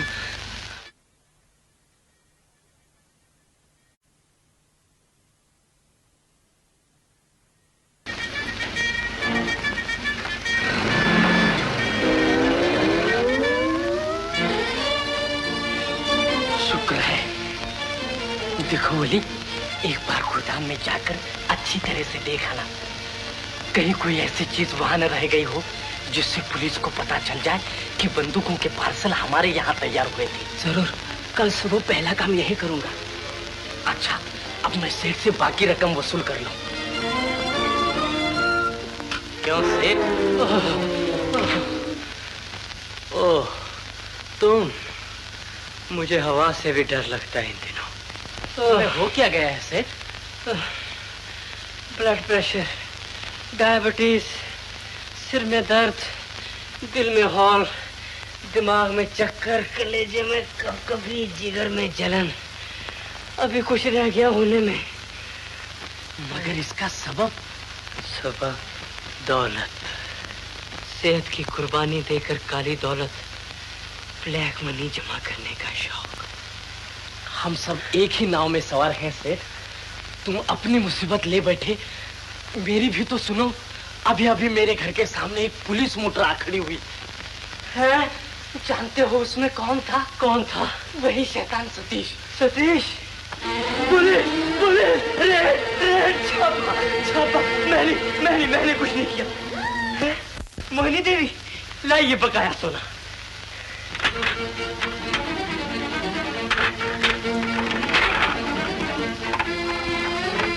लो भाई, तुम्हारा बकाया है साफ। देखो मोहिनी देवी, रेल तक तुम्हारा माल पहुंचा दिया है हमने, आगे तुम्हारी अपनी जिम्मेदारी। आज रात के 11:30 बजे वाली पार्सल ट्रेन से 2 वैगन बुक करा लिए हैं।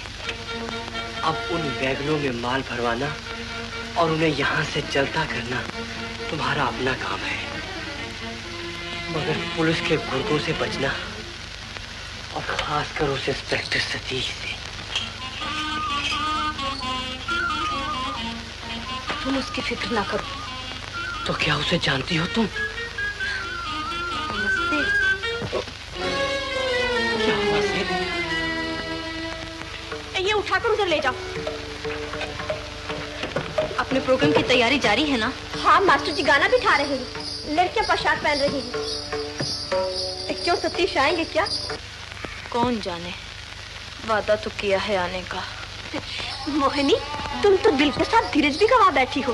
वो जरूर आएंगे और खुश होंगे देखकर हमारे पहले खेल की आखिरी तालीम। मेरे पापी जीवन की आखिरी करतूत।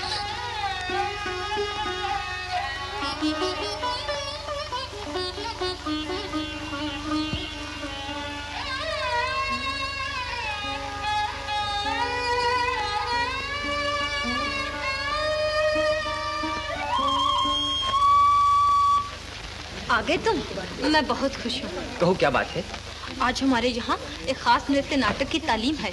बस मैं समझा शायद वो बदमाश फिर आ गया तुम्हें सताने। बदमाश सब भूल जाओ इस वक्त और मजे से बैठ के हमारा नाच देखो। ऐसा नाच कभी देखा ना होगा तुमने।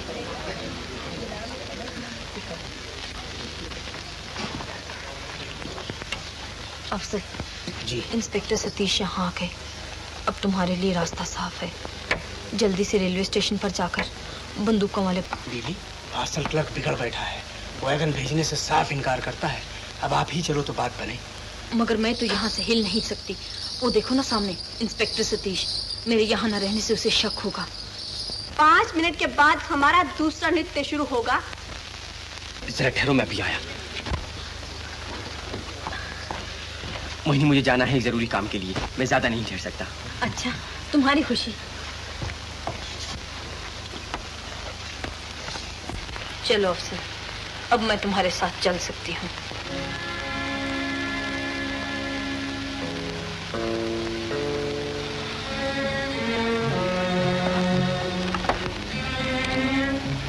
तुम लोगों का काम एक जंजाल है, जंजाल। कुछ लो तो मुसीबत, न लो तो मुसीबत। अच्छा, इन वैगनों में तुम्हारा माल भरा है। अब इन्हें मैं इसी गाड़ी से रवाना किए देता हूँ।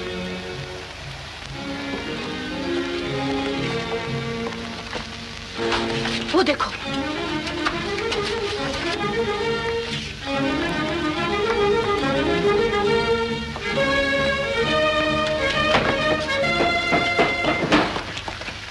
मैं खुफिया पुलिस का इंस्पेक्टर सतीश हूँ।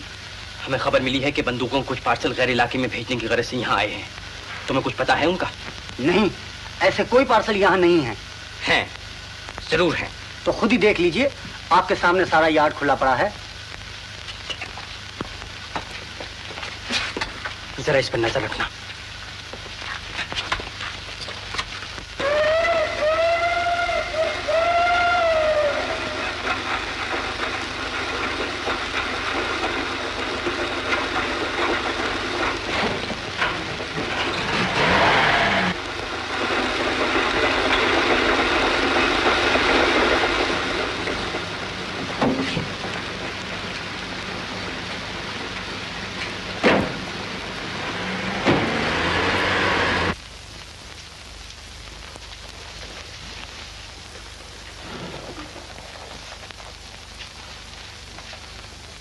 अरे भाई, छोड़ो ना, तुम भी ले लो अपना हिस्सा। सभी तुम्हारी तरह रिश्वत खाने वाले नहीं होते।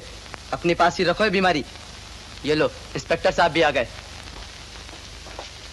जनाब, ये क्लर्क नोटों का गट्ठा दराज से निकालकर अपनी जेब में डालने को था अभी। सच सच बताओ, ये रुपए तुमने किससे लिए? एक औरत से। औरत से? उसने किस बात के लिए रिश्वत दी तुम्हें? पापा, पार्सल गाड़ी के साथ 2 वैगन रवाना करने के लिए। वो पार्सल गाड़ी इस वक्त कहाँ है? उस गाड़ी को यहाँ से गए कुल 5 मिनट हुए, मगर वो गाड़ी दादर स्टेशन के यार्ड में आधा घंटा ठहरे।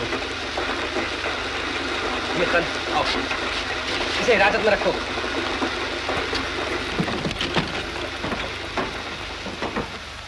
इससे चोरों का कुछ पता न चलेगा।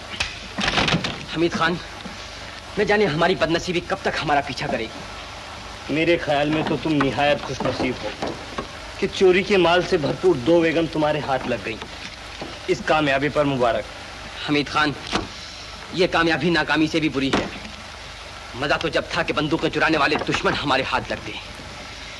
इस नाकामी पर इस तरफ हमारे अफसर नाराज होंगे, उस तरफ हमारे दुश्मन हमारी हंसी उड़ाएंगे कि एक औरत हमसे बाजी मार ले गई। हमीद खान, क्या औरतें ऐसी चालाक, मक्कार और धोखेबाज हो सकती हैं? तुम्हें तो बहुत वास्ता पड़ा होगा औरतों से। नहीं सतीश, मुझे तो अभी तक एक ही औरत से वास्ता पड़ा है और वो मेरी बीवी है। मगर वो इतनी अच्छी औरत है कि इस वक्त 2 बज जाने पर भी भूखी प्यासी मेरी राह देखती होगी। अच्छा हमीद खान, इस जगह माथा फोड़ने से कोई फायदा नहीं। अब तुम इन पार्सलों और वैगनों पर पहरा बिठाकर घर जाओ। मैं सुबह को दफ्तर में मिलूंगा तुमसे। ठहरो, मैं पहुंचा दूं। किधर जाओगे? जिधर पांव ले जाएं उधर।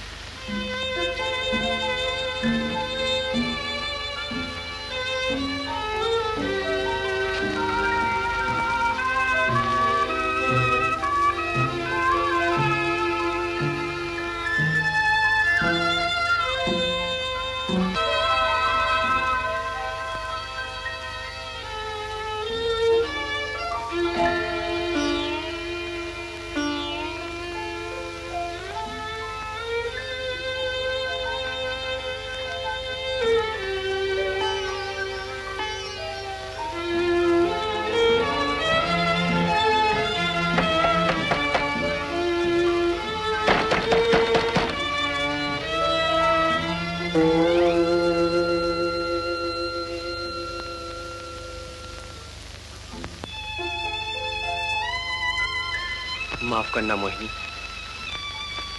इतनी रात गए मुझे यहाँ ना आना चाहिए था।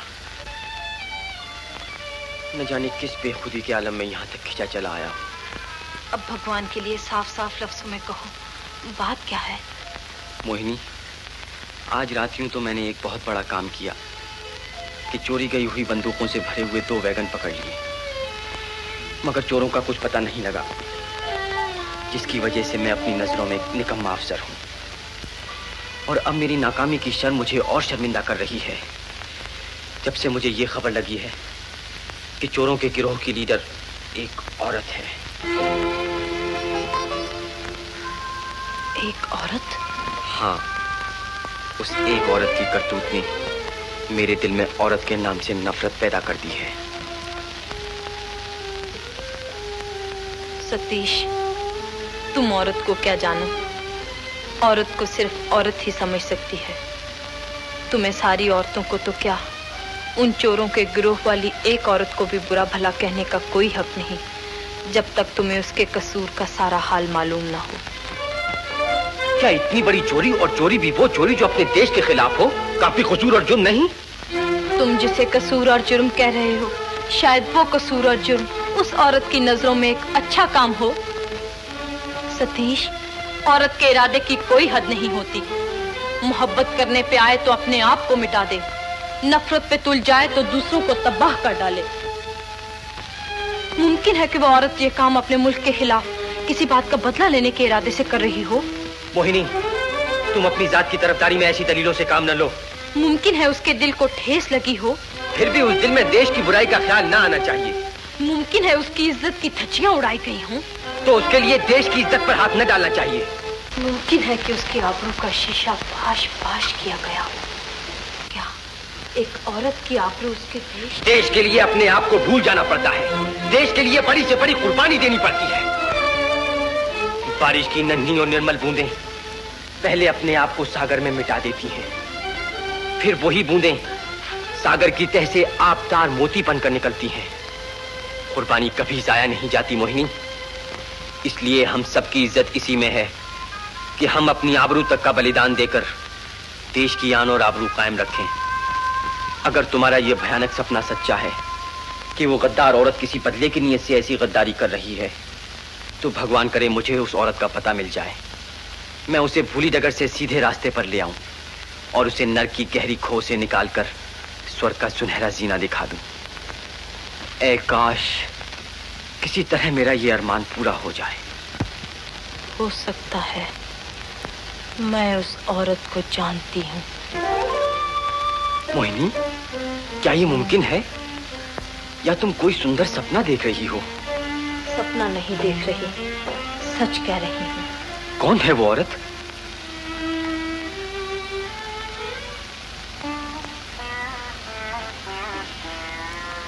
कौन है, बता दो। मुझे एक औरत पर शक है।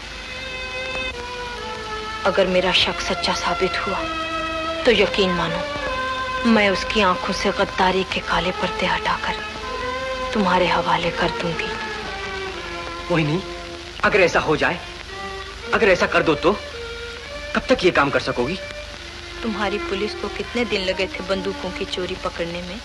यही कोई 15 दिन। मुझे 15 घंटों की मोहलत तो दोगे?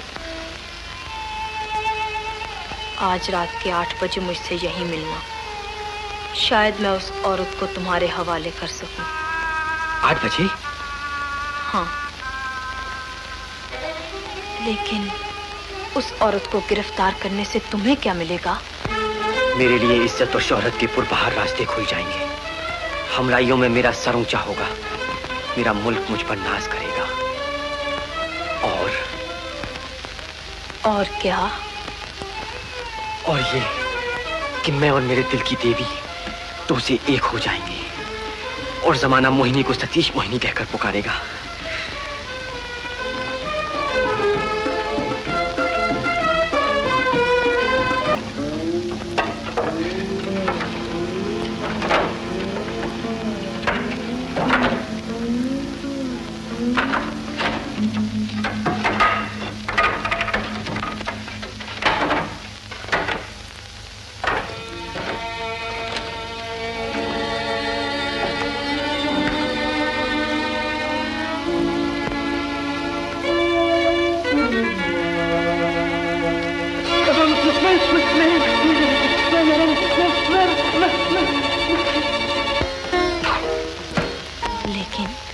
उस औरत को गिरफ्तार करने से तुम्हें क्या मिलेगा? मैं और मेरे दिल की देवी दो से एक हो जाएंगे। नहीं, तुम अपने दिल की देवी को देश की डायन समझकर उससे नफरत करने लगोगे। मेरे लिए इज्जत और शोहरत के पुरबहार रास्ते खुल जाएंगे। अच्छा। सेठ, तुमने सुन लिया होगा, मेरे भाई धर लिए गए। हाँ हाँ, वकील साहब, इनके भाई को जमानत पर छुड़ा लो ना। नहीं, वो जमानत पर रिहा नहीं हो सकते। जालिम सतीश ने उन पर बड़ा सख्त जुर्म लगा दिया है। अच्छा, भगवान भला करे। ऐसे नाजुक कामों में खतरा तो हुआ ही करता है। तुम्हारी बला से तुम तो गोलियां निगल कर अपना दिल ठीक कर लेते हो, मैं क्या करूं? जी में आता है कि भांडा फोड़ दूं और अपने साथ तुम सबको जेल की सैर करा दूं। भाई, इस आपस की तकरार में सिवाय हथकड़ी और जेल के कुछ ना मिलेगा। फिर तुम ही कुछ बताओ जिससे बारूद भाई का भाई भी बच जाए और हम सब भी छूट जाए। घबराओ नहीं, मैंने यही सोच के एक तरकीब निकाली है जिससे सतीश की कार्रवाई झूठी साबित हो और तुम लोग साफ छुट जाओ। सांप भी मरे, लाठी भी न टूटे। वो कैसे? जरा आहिस्ता बोलो, कोई सुन लेगा। ये तुम्हारे मेहता है ना? मेहता, जानते हो कौन है? कौन है? घबराने की कोई बात नहीं। सुनो, मैं जैसा कहूँ वैसा करते जाओ। Yes, alright. डिप्टी कमिश्नर साहब, अब इंस्पेक्टर सतीश रिश्वत खाने में हद से बढ़ा जाता है। आप उसे कामयाब और एतबारी अफसर समझते हैं, मगर असल में वो डबल चाल चल रहा है। चोर से कहे चोरी कर, कोतवाल से कहे होशियार। सुनने में आया है कि अब तक वो हजारों रुपयों की रकमें खा चुका है। आज सुबह इनके भाई को झूठे जुर्म में गिरफ्तार कर दिया। अब उसे छोड़ने के लिए 50,000 रुपए का सोना तलब करता है। ये देखिए, यही सोना है जो हम उसे देना चाहते हैं। आप इस पर निशान कर दें तो हम उसकी रिश्वतखोरी आज ही साबित कर दिखाएं। सेठ धनीराम, होश की दवा लो। सतीश पर इल्जाम लगाना गोया चांद पर धूल उछालना है। मेरे लिए सतीश पर जरा सा शक लाना भी नामुमकिन है। इम्पॉसिबल। जाइए से मेरा वक्त जाया न कीजिए। मगर आपसे इंसाफ तलब करना हमारा हक है। जनता की भलाई के लिए आपको सतीश का इम्तिहान लेना ही चाहिए। आप सोने की इन तख्तियों पर निशान कर दीजिए, फिर आपसे आप जाहिर हो जाएगा, दूध का दूध और पानी का पानी। सेठ धनीराम, कहीं ऐसा न हो कि लेने के देने पड़ जाए। अगर तुम्हारा इल्जाम गलत निकला तो? मैं उसका नतीजा भुगतने को तैयार हूँ। All right.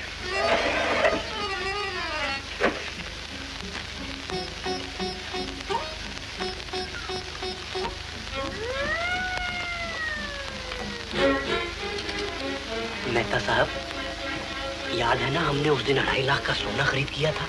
जी हाँ, मैंने उसी वक्त हिसाब में दर्ज कर लिया था। उस सोने के दूने हो गए हैं आज। एक ही सौदे में 2.5 लाख का फायदा। उसमें से ये है तुम्हारा हिस्सा, 50,000 का सोना।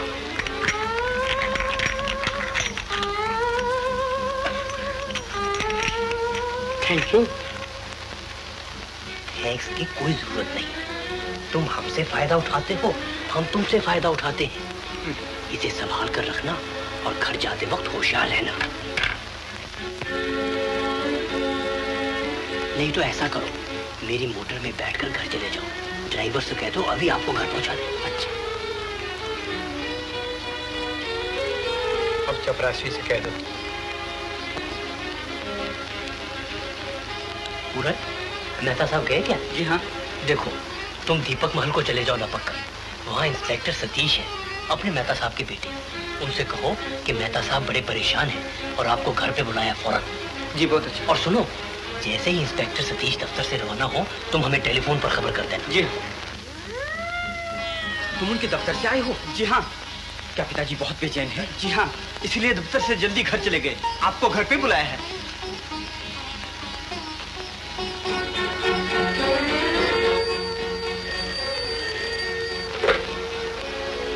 कौन? पूरन? अच्छा, इंस्पेक्टर सतीश घर चले गए? ठीक, बहुत ठीक। अब डिप्टी कमिश्नर को फोन पे खबर कर दो।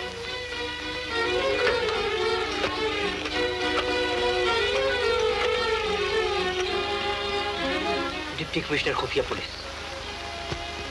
कौन? डिप्टी कमिश्नर साहब? जी, मैं सेठ धनीराम। सतीश ने सोना लेकर अपने बाप के घर में छुपा दिया है। खुद भी वही है। फौरन कार्रवाई की जाए।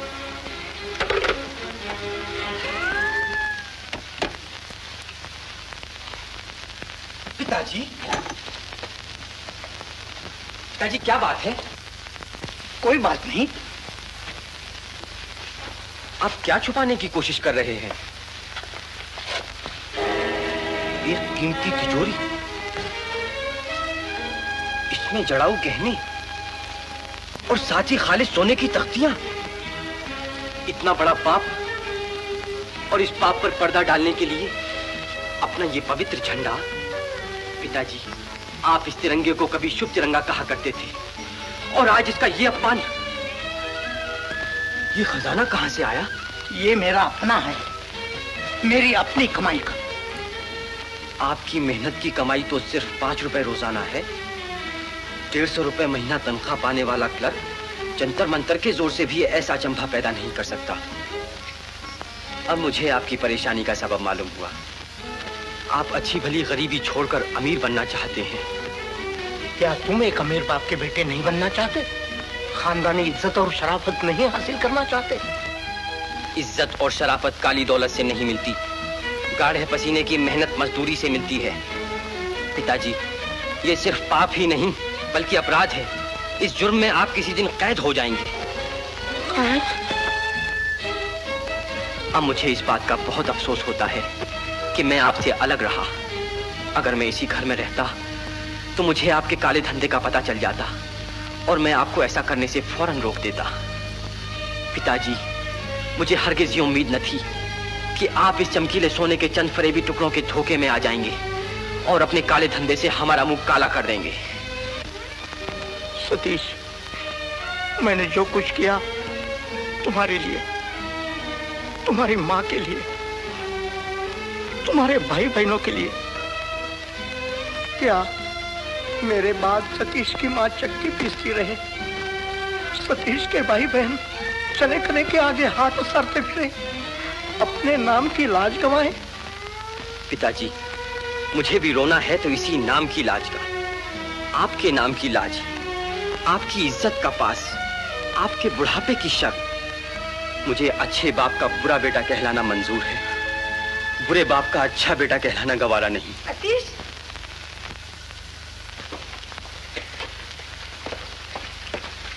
सतीश, हमें इस घर की तलाशी लेनी है। तलाशी? हाँ, तलाशी।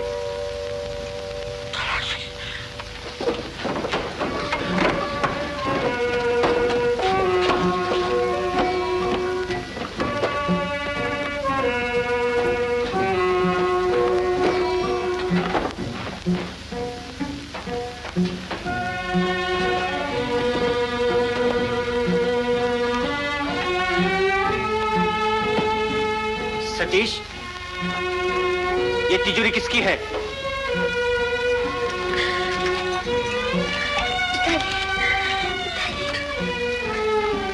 सतीश, ये तिजोरी किसकी है? मेरी। ये माल किसका है?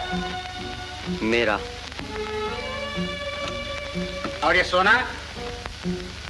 ये भी मेरा है। तो इसका ये मतलब हुआ कि तुमने रिश्वत ली। रिश्वत? हाँ, रिश्वत। ये देखो, इस पे मेरा निशान। मुझे सख्त अफसोस है सतीश, मैं तुम्हें गिरफ्तार करने पर मजबूर हूं।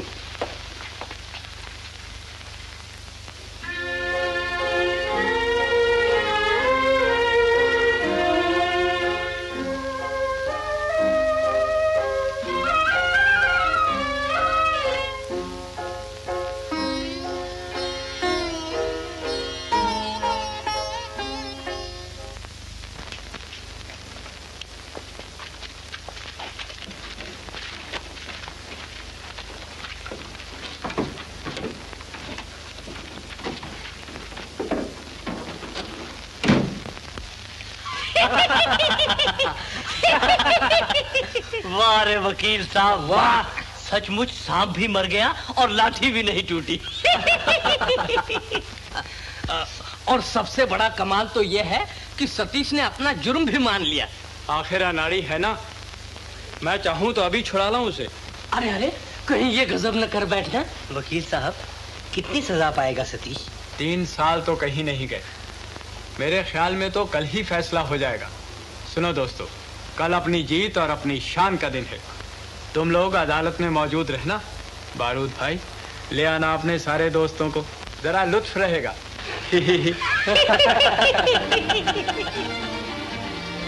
आज की ताजा खबर, 50,000 रुपए का सोना पुलिस इंस्पेक्टर के कब्जे में, रिश्वत का माल बरामद, मशहूर पुलिस इंस्पेक्टर सतीश गिरफ्तार, मशहूर पुलिस इंस्पेक्टर सतीश गिरफ्तार।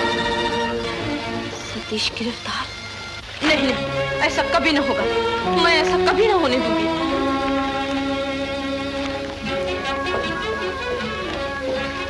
इतनी देर से कहाँ चली वो मोहिनी? मैजिस्ट्रेट के कोर्ट में। किस लिए? आखिर क्या हुआ?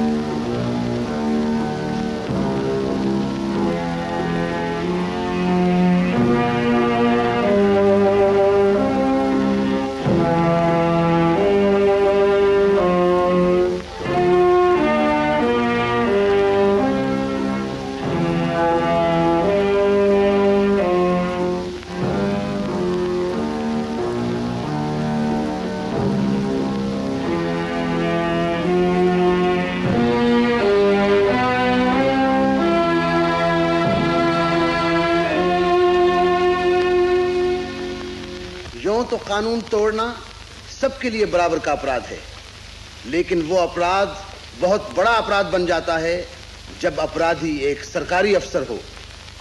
इसलिए मैंने अपने फैसले में इंस्पेक्टर सतीश की सजा तजवीज करते हुए बड़ी सख्ती से काम लिया है।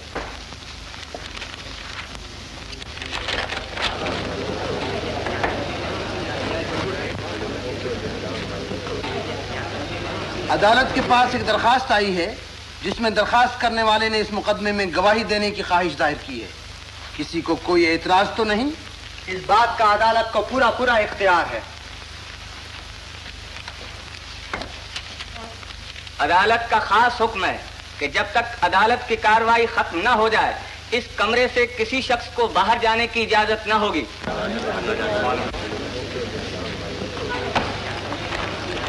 बैठ जाइए, मजिस्ट्रेट साहब का हुक्म है।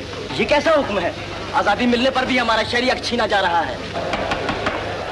अदालत का अपमान, इन महाशय को गिरफ्तार किया जाए।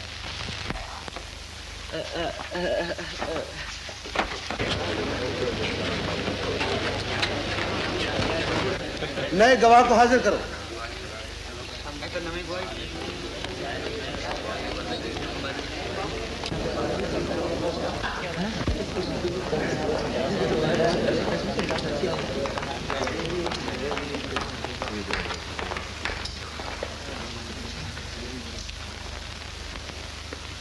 क्या तुम इंस्पेक्टर सतीश की तरफ से सफाई की गवाही पेश करना चाहती हो? जी हाँ। इधर आओ। तुम्हारा नाम क्या है? मोहिनी। ईश्वर को साक्षी मानकर कहती हूँ कि जो कुछ कहूंगी सच सच कहूंगी, झूठ ना बोलूंगी। तुम कौन हो? मैं एक जालिम औरत, खतरनाक चोर और इस देश की दुश्मन हूँ। क्या ऐसी औरत की गवाही पर भरोसा किया जा सकता है? मुझे एतराज है। एतराज नामंजूर। बयान जारी। मैं ये कहना चाहती हूँ कि जिन लोगों ने इंस्पेक्टर सतीश पर रिश्वत लेने का इल्जाम लगाकर उसे गिरफ्तार कराया है वो लोग खुद बड़े अपराधी और जनता के जानी दुश्मन हैं। इंस्पेक्टर सतीश उन लोगों की साजिश का शिकार हुआ है, वरना इंस्पेक्टर सतीश जैसा बहादुर अफसर और सच्चा देश सेवक गवाह सिर्फ गवाही दे सकता है, अपराधी की वकालत नहीं कर सकता। इस बात का फैसला मेरा सारा बयान सुनने के बाद किया जाए। मुझे जो कुछ कहना है उससे इंस्पेक्टर सतीश की बेगुनाही आपसे आप साबित हो जाएगी। मुझे पूरा बयान देने की इजाजत मिलनी चाहिए। बयान जारी। पैसे के लिए अपने देश तक को बेचने वाले वो सब सौदागर इसी जगह मौजूद हैं। मेरा इनसे काले धंधे का व्यापार रहा। इन लोगों ने कानून तोड़कर मुझसे लाखों रुपयों का सौदा किया। थाना के सागर किनारे पर कपड़े की गांठों से लदी हुई किश्ती जिस पर इंस्पेक्टर सतीश ने हमला किया था, वो माल ताजमहल मिल के मालिक राय साहब बंसीधर ने मुझी को बेचा था, सेठ धनीराम की मार्फत। फौजी डिपो से जो सरकारी बंदूकें चुराई गई थी, वो बंदूकें बारूद भाई हथियार वाला ने चोरी चोरी खरीदी और मेरे हाथ बेची, सेठ धनीराम की मार्फत। इन सबको कानूनी सलाह मशवरा देकर इनके साथ हराम की कमाई में हिस्सा लेने वाले वो बैठे हैं वकील साहब गणपत राय, सेठ धनीराम के बराबर।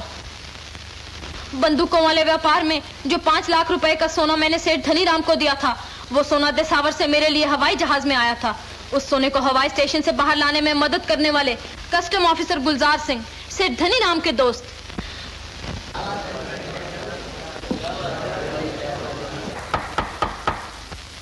अब अदालत तुमसे तलब करती है कि एक एक इल्जाम का सबूत पेश करो, वरना तुम्हारे खिलाफ मुकदमा चलाया जाएगा। सबूत पेश करो जल्दी। सबूत ये कि मैंने जो कुछ कहा है सच कहा है। ये तुम कहती हो, मगर हम कैसे माने? आपको मानना पड़ेगा, मैं झूठी नहीं। तुम झूठी नहीं सच्ची हो, इसका क्या सबूत? मैं पूरे विश्वास के साथ कहती हूँ कि ये सब अपराधी हैं। मैं अदालत से दरख्वास्त करता हूँ कि इस गवाह को गिरफ्तार किया जाए ताकि अदालत का कीमती वक्त जाया ना हो।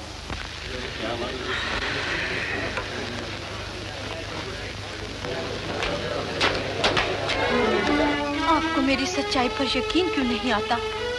मैं अपराधी, झूठी, पापी, फरेबी सही, लेकिन क्या मेरे लिए सच बोलना नामुमकिन है? क्या पापियों के लिए पछताना मना है? क्या बुरे लोगों को अच्छा बनने का हक नहीं? क्या चोरों और डाकुओं को सुधरने का अख्तियार नहीं? मैंने एक मुद्दत के बाद सच्चाई का रास्ता लिया है, अब मुझे उस रास्ते से न ढकेलो। मैंने सच कहने की सौगंध खाई है, जो कुछ कहा है सच सच कहा है। सच कहना चाहती हूँ, मेरी बात को सच मानिए। भगवान के लिए मुझ पर यकीन कीजिए। नहीं नहीं, मुझे यहाँ से कोई नहीं ले जा सकता, कोई नहीं हटा सकता। जब तक सतीश निर्दोष साबित न हो जाए, मैं यही डटी रहूंगी, यही जम जाऊंगी, ढेर हो जाऊंगी, अपनी जान दे दूंगी, अपने बदन के टुकड़े टुकड़े करा दूंगी, लेकिन जान से हरगिज़ हरगिज़ न हटूंगी। सब इंस्पेक्टर,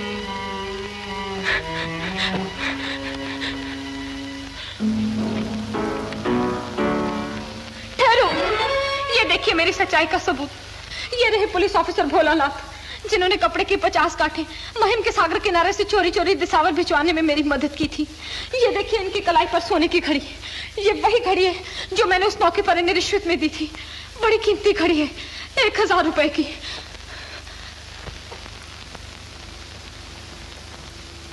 बेशक कीमती घड़ी है, 1000 रुपए की भी हो सकती है, मगर तुम्हारे पास इस बात का क्या सबूत है कि ये घड़ी भोलानाथ ने तुमसे रिश्वत में ली थी?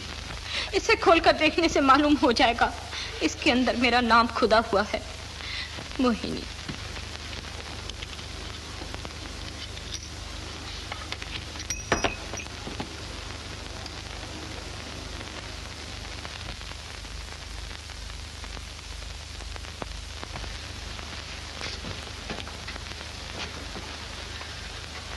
अच्छा, और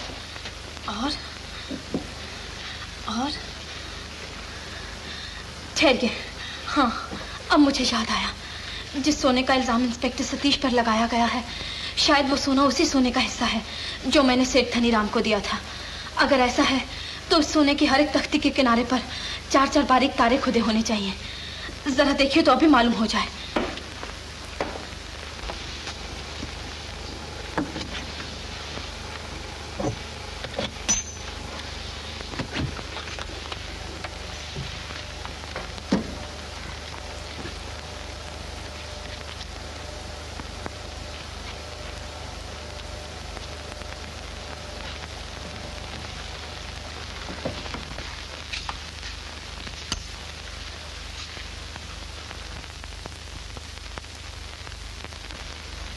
बेशक मजिस्ट्रेट साहब के हुक्म से आप सबको गिरफ्तार किया जाता है।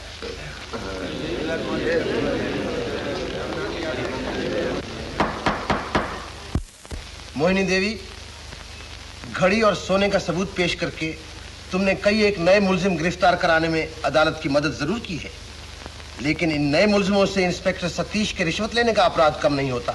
मैं फिर कहती हूँ कि सतीश बिल्कुल निर्दोष है। इंस्पेक्टर सतीश कोई मामूली अफसर नहीं।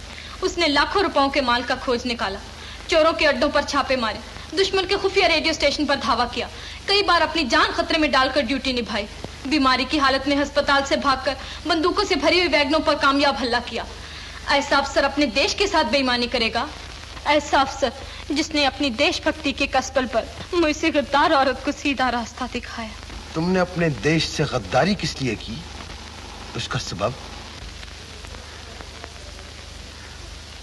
मेरे माँ बाप, मेरे अपने लोग, मेरा अपना देश। गए बलवे में हजारों दूसरी मासूम लड़कियों की तरह मैं भी जालिमों के जुल्म का शिकार बनी। उन बेरहम बदकारों ने मेरी आबरू का आईना चूर चूर कर दिया। उस वक्त मेरी हालत एक मसली हुई कली, घायल पंछी, बुझी हुई शमा और टूटे हुए सांस की सी थी। बेजान, बेज़बान, बेकस, बेबस। मगर उन जालिमों से भी कहीं ज्यादा बुरा सलूक मुझसे मेरे माँ बाप ने किया कि मुझे अपनाने और पहचानने तक से इनकार कर दिया। अपनी मर्जी से पेशा करने वाली वेश्या के माँ बाप भी उसे अपनी बेटी कहने से नहीं शर्माते, मगर मुझ बेकसूर और निर्दोष बेचारी को मेरे माँ बाप ने एक बेहया बेसवा समझकर धत्कार दिया। कैसी बेटी और किसकी जाई? जब माँ बाप के ये तेवर देखे तो अपनी बिरादरी और अपनी जाति के लोगों ने भी पत्थरों से मार भगाया, जिसका नतीजा ये हुआ कि मुझे अपनों से निराश होकर दूसरों का सहारा ढूंढना पड़ा। अपनों की नफरत ने मेरे दिल में भी अपने लोगों से नफरत पैदा कर दी। मैंने अपनों से बदला लेने की ठान ली और बदले के अंधे जोश में अपने देश की दुश्मन बन गई। मोहिनी देवी, तुम्हारी दुख भरी कहानी से अदालत को बड़ी हमदर्दी है, मगर इससे इंस्पेक्टर सतीश का क्या वास्ता? इंस्पेक्टर सतीश ने मेरी आंखों से गद्दारी के काले पर्दे यूं हटा दिए कि आज मैं अपने आप को अपने देश के कानून के हवाले कर रही हूँ।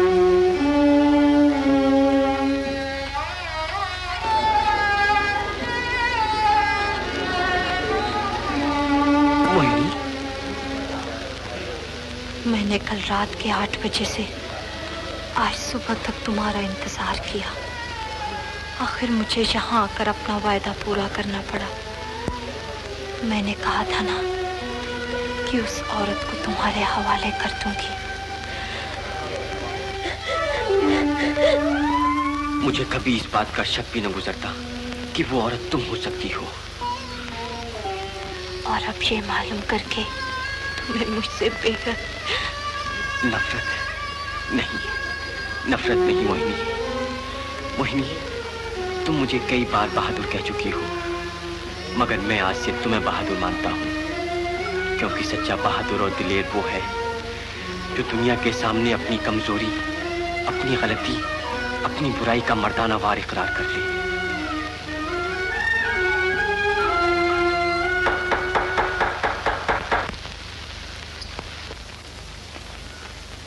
इस वक्त इंस्पेक्टर सतीश के मुकदमे ने एक नई शक्ल इख्तियार कर ली है।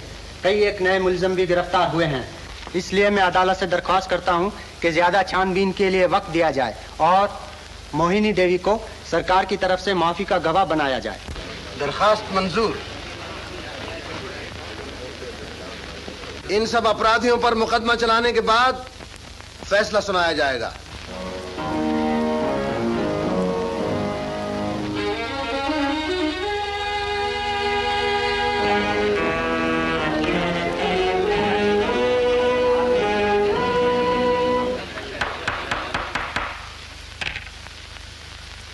सबसे पहले मुझे यह कहना है कि इंस्पेक्टर सतीश अपने भोलेपन से दुश्मनों के बिछाए हुए जाल में फंस गया था। इसके खिलाफ रिश्वत लेने का अपराध झूठा साबित हुआ इसलिए मैं बड़ी खुशी से इंस्पेक्टर सतीश को बाइज्जत बरी करने यानी छोड़ने का हुक्म देता हूं।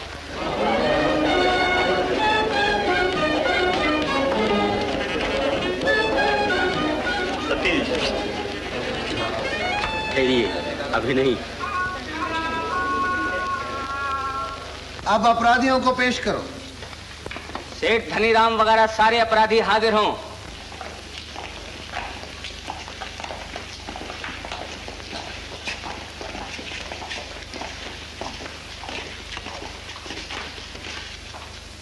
अपराधियों को सजा देने से पहले हमें यह देखना है कि इनका अपराध क्या है।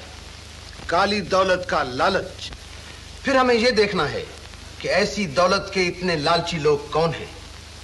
पसीना बहाने वाले मजदूर नहीं, हल चलाने वाले किसान नहीं, मेहनत मजदूरी करने वाले गरीब नहीं, बल्कि काले बाजार से पैसा कमाने वाले धनवान लोग।